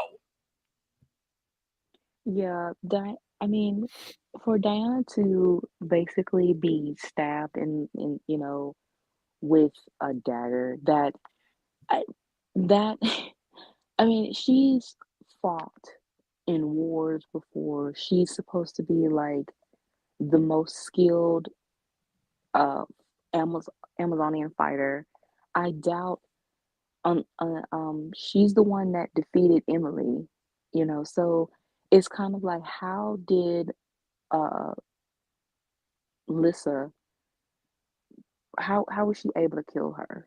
Like that, Well, not only is that, Britt, it would be one thing if we saw Diana like in a last stand scenario and she had like enemies swarming her and she was like swinging sword and shield and stuff.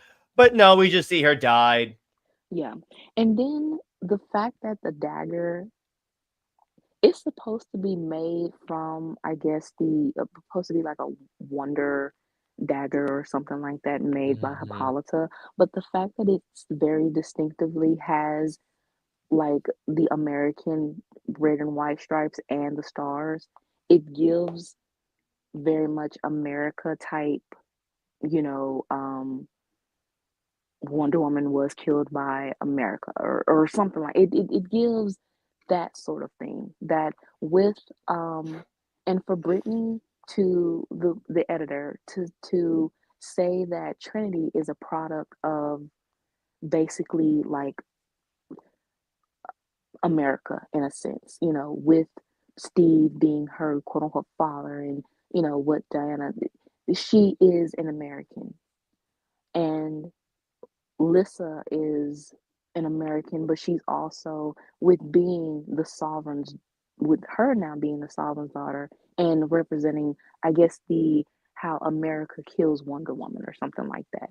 Is I guarantee you, is very much some type of um something like that that King will try to convey. Is that even after everything, Sovereign still won. But the thing is, when you go back to Wonder Woman 800, um, and someone tweeted this, that so this whole story started with a war. And Trinity is just taking her time while the Amazons are laid out on the island dead, while Sovereign is telling her this story. But also, um, the what doesn't make sense is that Trinity said that she was away, um, and she was uh, defeating some other type thing. And then you only had the Super Sons on the island. So where are the Amazons? If this wonder I don't think Tom King knows. and also just with the Sovereign's whole thing, Oh my gosh, Brit. So far the ratings for Wonder Woman 19 is most still holding at mostly negative at a 2.9. yeah, the reason why it's going up and it always goes up after a couple of weeks or so is because of the Tom King fans giving it a high rating out of spite. Mhm. Um, but yeah, just this whole story is very it doesn't make any sense and it feels like King changed his mind on a lot of things. Um,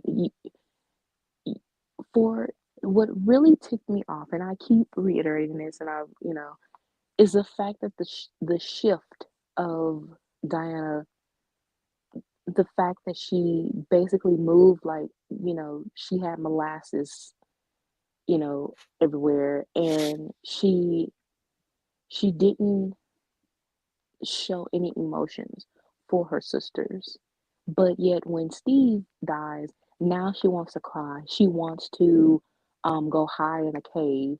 She wants to go now she wants Sovereign to pay for what he's done. And it's like you Pay for what he go done to Steve, not the to Steve, Amazons. yeah.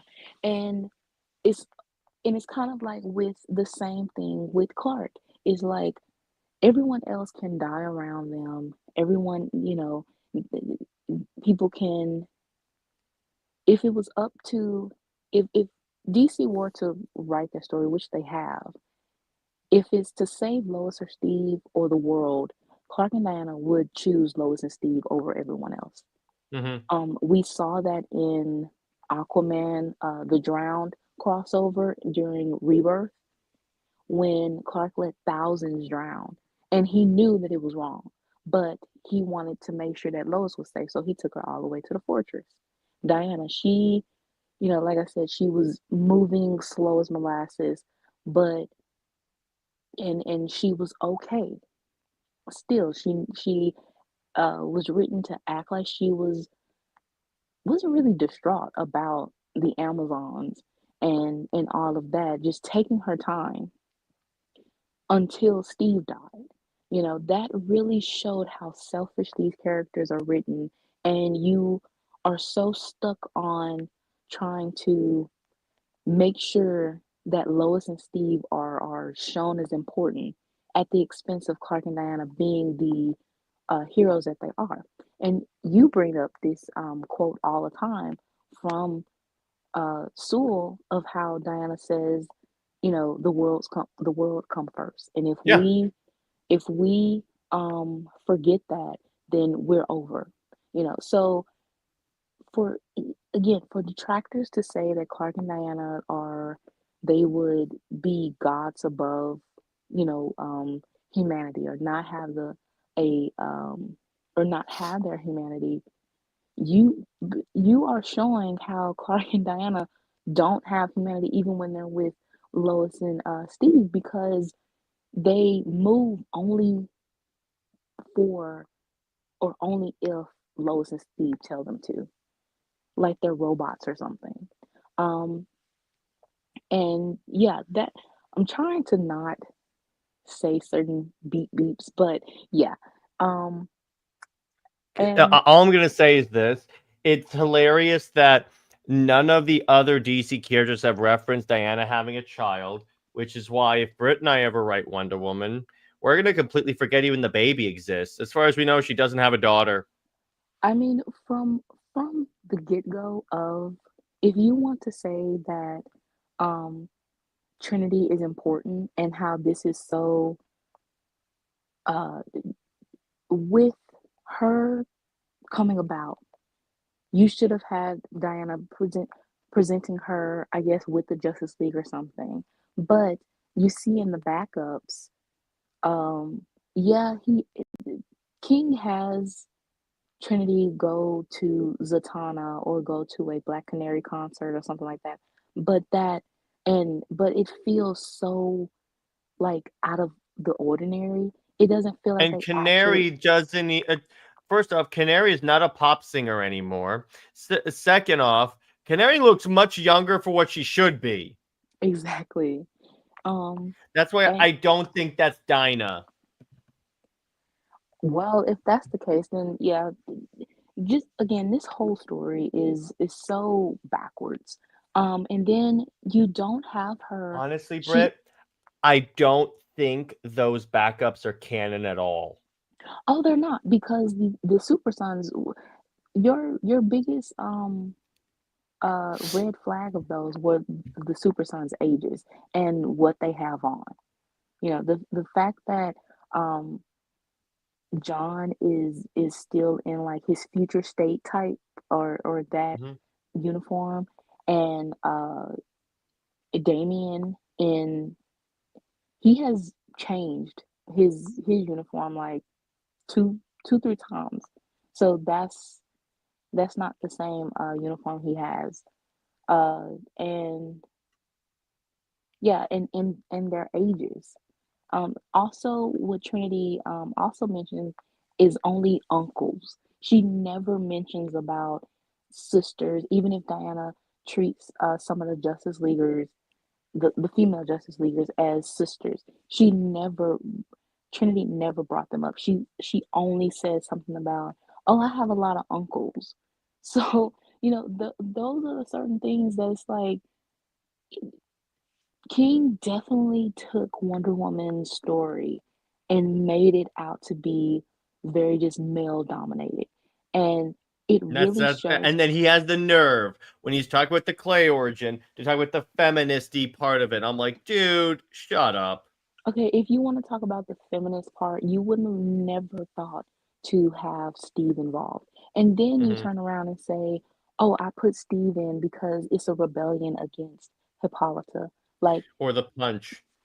yeah, everything that Diana does, you know, being on a different path as Hippolyta is her rebelling. And it's rebelling in a negative sense.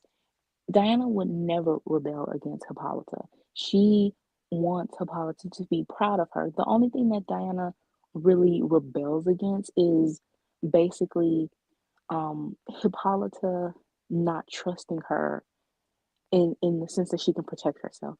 Like Well, Hippolyta here's the is thing. There's a very simple reason for that, Brit, because the rebelling part, that's the way a Marvel writer would do it. And King has been very clear that he's a Marvel writer who writes for DC. it very much shows. And Hippolyta is a helicopter mom in a sense. She wants Diana protected. So to say that Diana rebels against her because she wants her protected is so off base. Also, just trying to force Steve to be like this glorified love interest for Diana when, as I said, in issue 2, he was against her. He he accepted the fact that they wanted to use him to talk Diana down, to surrender basically to the military and everything like that. And also just when she was captured, Steve was not there. He was not trying to find a way to get her out of the situation she was in. She stayed locked up eating rats for a month or so. She didn't, where was he? If he, was this big, soldier or whatever, why didn't he try to help her out of that? Instead, Diana having uh these mental images or memories about Steve that she should have had of her sisters because they are who was important, not Steve, you know. And again, you are glorifying this military guy, even building a statue of him in his military uniform when It's the the most military, generic looking statue, too. It's just him standing like this. yeah. And in the military is who killed your sisters. Why would Yeah. you want to be with someone who is he is a he is a And as military far guy. as we know, didn't do anything to stop it. He didn't do anything. He didn't say, "Okay, I'm leaving the military." Nothing. He was a military guy through and through. Even with her mental thoughts or whatever, he was always dressed in a military And uniform. remember, they were tracking terrorists and they stopped to make out. And also the fact that the flag and how Diana says that, oh, I came to this beautiful or this good country with my Stephen. So you are basically what America is to her is just all about Steve. And the American flag represents Steve. Her entire being of as King wanted it to be, that the reason why she left the island was only because of Steve. The reason why she loves America is because of Steve. The good that she sees in America is only because of Steve. That the to think that you are writing this for women empowerment or some type of feminist message when you are doing this as very male obsessed, you know, and um I mean deep dived. This is the only deep dive that he's ever done with forcing this patriarchal type view of Diana.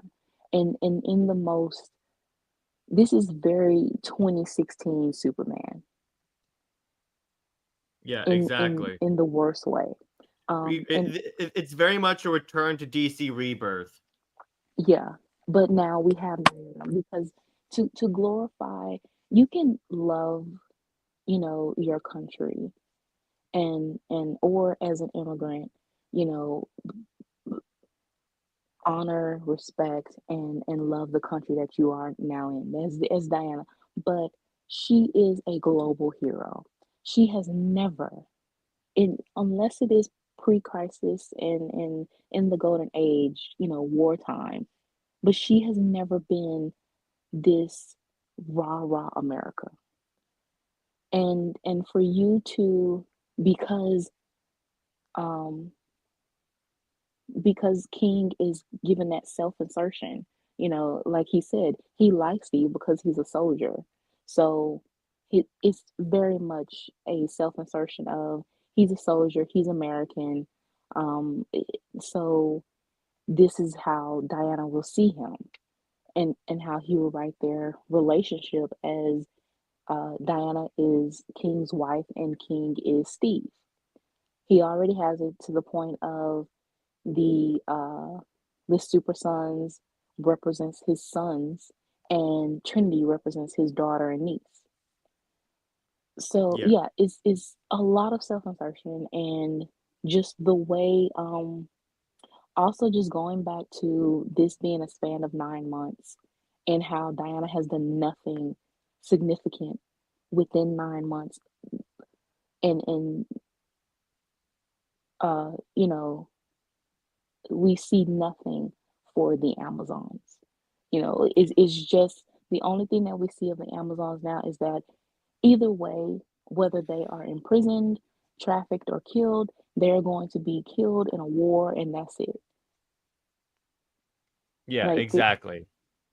and also How another much want to thing, bet that this is payback because King was pressured into including the Wonder Girls? that's true. And we also don't see Nubia at all. And it's implied What? that She'll it's be that dead. She'll be dead somewhere else. yeah, and it's implied that it's only Diana that's like maybe the queen of the Amazons now. And even that, we don't see the Amazons. Um, we never see the Amazons interact with Trinity. Like when Hippolyta, uh, you know, um, crafts Diana, and how she brings her to the Amazons. They all worship, well, not worship, but you know, welcome Diana, as a baby, and are so proud, and what it means to for Diana to basically be like that innocence and that new birthing, uh, you know, of the Amazons. Hmm. Trinity isn't Yeah. that, and for King to also put, um Hippolyta, as she gave Diana the dagger to avenge Steve, but she says nothing about the sisters. I mean, Hippolyta as the queen, she says nothing about her sisters when she is the one who has led them for so long. She is the one who was committed to her Amazon legacy and her Amazon sisters. And for her to only, she even she says nothing when Diana takes, Trinity to Hippolyta. She doesn't ask about anything with the Amazons. She says, "What of the father?" Hippolyta does not care about fathers. If anything, she would have knocked Diana upside her head for even, you know, For creating being a here and child. not protecting their people. Yeah, and just that whole thing, and saying grandma is not old or whatever, and all of that. That was so out of character for Hippolyta.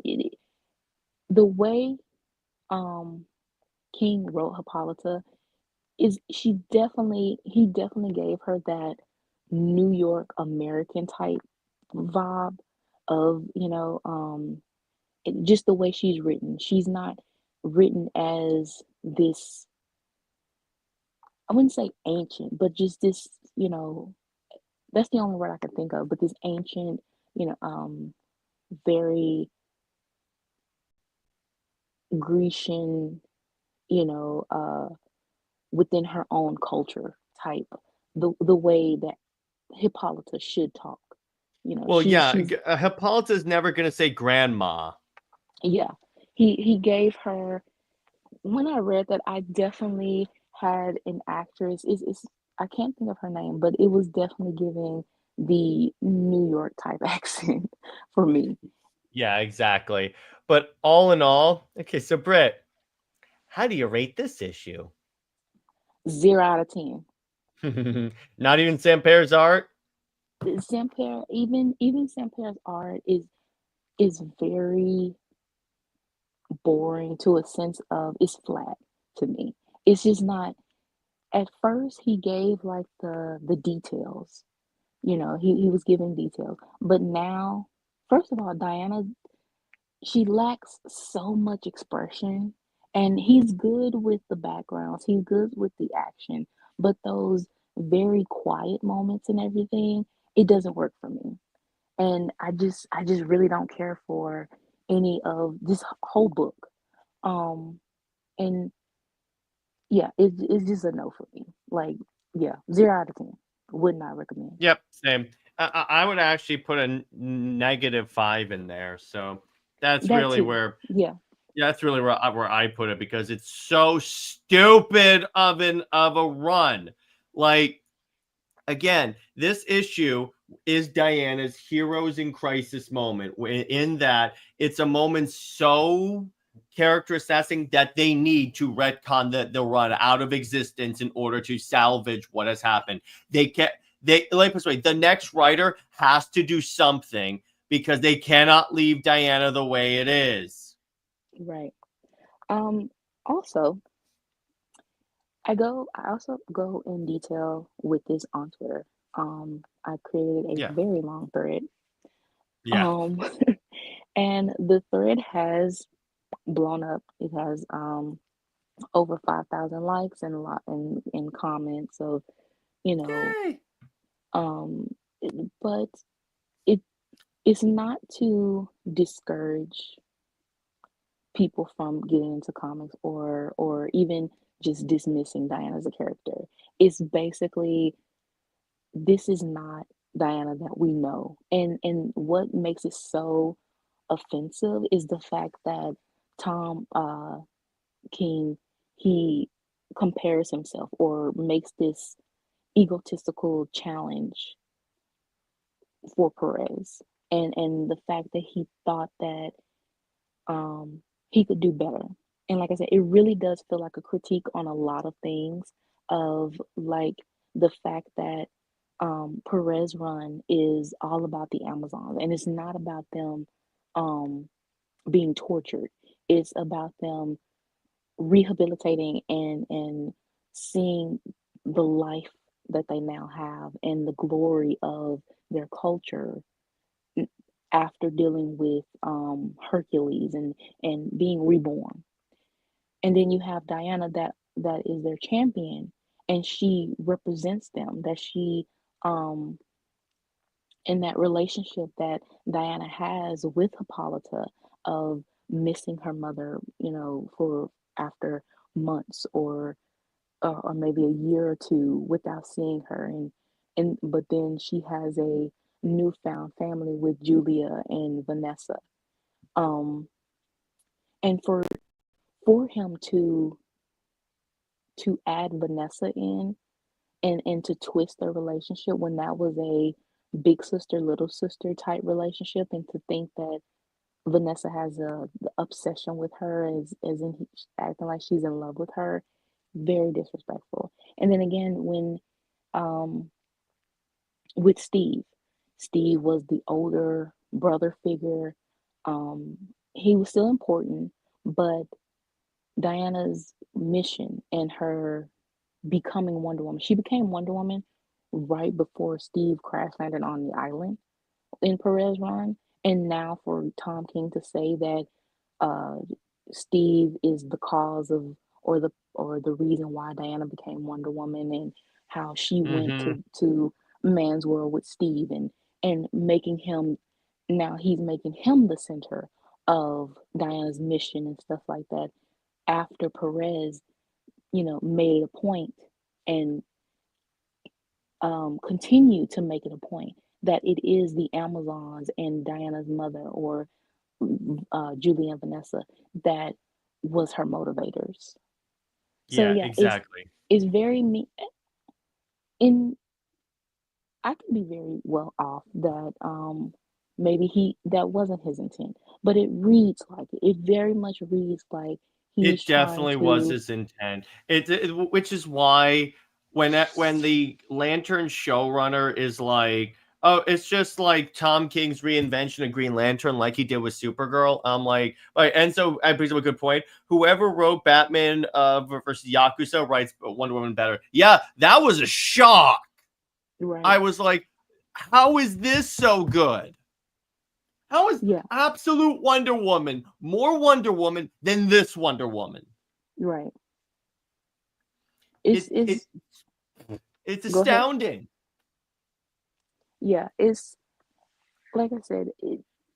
Well, yeah. It was his intention, and you can bring in the also with the biological kids. You know, it really, for Bruce, he can have a Robin. He can have a biological son or daughter, Mm-hmm. and it is natural for him to have a sidekick because Robin has been there for since forever. But Clark and Diana are totally different, because not only are they immortal in a sense, but Superman and Wonder Woman, it does not end.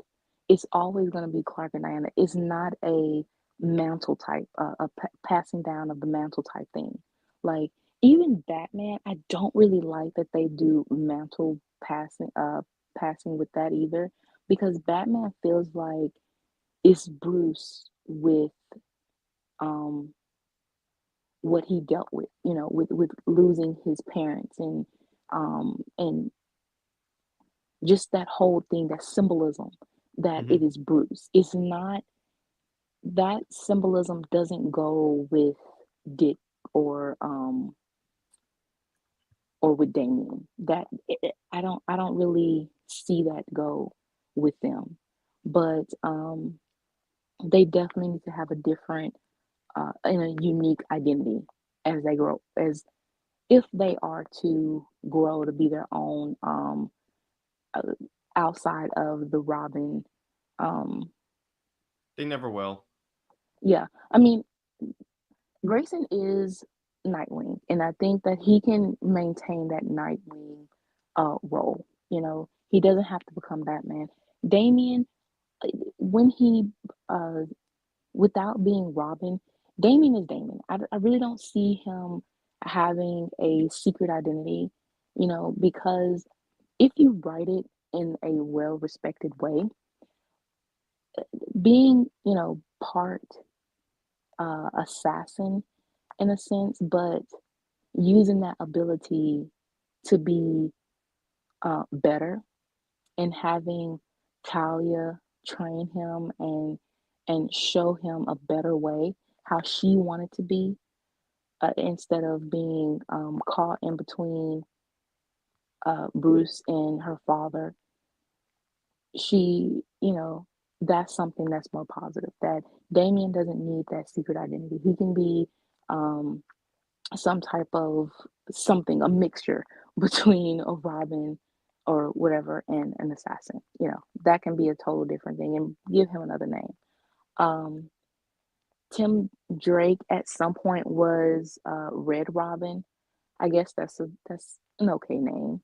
And then you have Jason as Red Hood. Cass, Batgirl. Batgirl is that can be a mantle thing. But again, Superman and Wonder Woman is just not, for me, it's just not a mantle passing thing. Yeah, Um, you don't. Particularly, here's the thing. So she identifies herself as Wonder Woman in the first issue, but then her superhero name is Trinity. Why? What? Yeah, that's really stupid. If she's why give her a superhero name if you're just gonna call her Wonder Woman? You know the character's not gonna stick around. Yeah. And Honestly, even I think King does. I think he's so egotistical. He thinks she's the greatest thing to ever be created, and she's not. She is yeah, literally one of the worst things someone has ever added to Wonder Woman. yeah, and even calling her one even with calling her uh you know Wonder Woman, it just that whole, you know, legacy thing that's so restrictive too. Like I said, I don't care for mantle passing, but if you want them to have a legacy though, you have Supergirl with Kara and Connor. They don't have to be biological kids. They can be, or you have a cousin and Connor is DNA, mixture, but he still stands out. Um, that's pretty much it. You have uh, Diana with the Wonder Girls. They are still their own.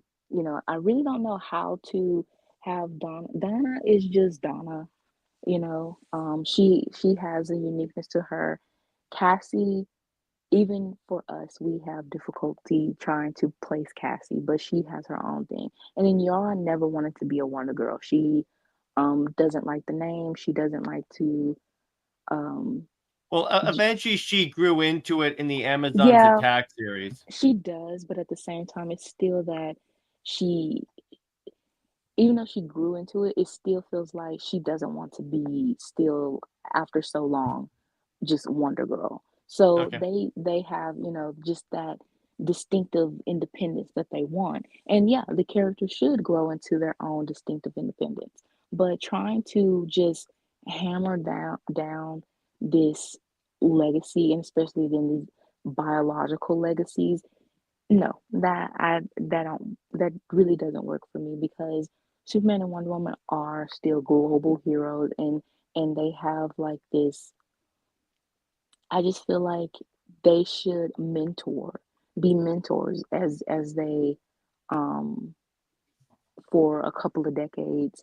And then like Kingdom Come, they have their own kids, or even if like how we are dealing with, them having kids at in that present sort of time, their kids are still unique. And it's not they have the choice of whether wanting to take up that being a member of the Justice League, but not so much as a mantle thing of passing. Oh, just because you're the son of Superman and Wonder Woman, or the daughter of Superman and Wonder Woman, you're going to be the next Superman or the next Wonder Woman. No, Hmm. I no, that's it's just so creatively limiting and a dead end. Yeah. Well. Again, it's like creatively let me get a dead end. That pretty much describes Tom King's whole career. Anyway, so I think this is a good place to leave it. So, Britt, do you have any stories you want to tease us with? Okay, so of course I am finishing up chapter 2 of Odyssey, chapter and chapter 4 of the first story of Shelterverse. I also have a couple of one shots that are going under tonight.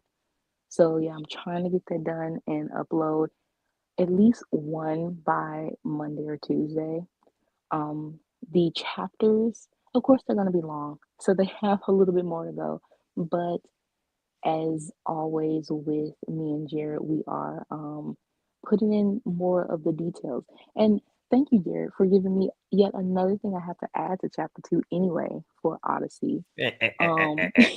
So that is what takes so much longer is, yeah, we have our initial idea, but when you start writing it, it's kind of like, wait, it's flowing a different way.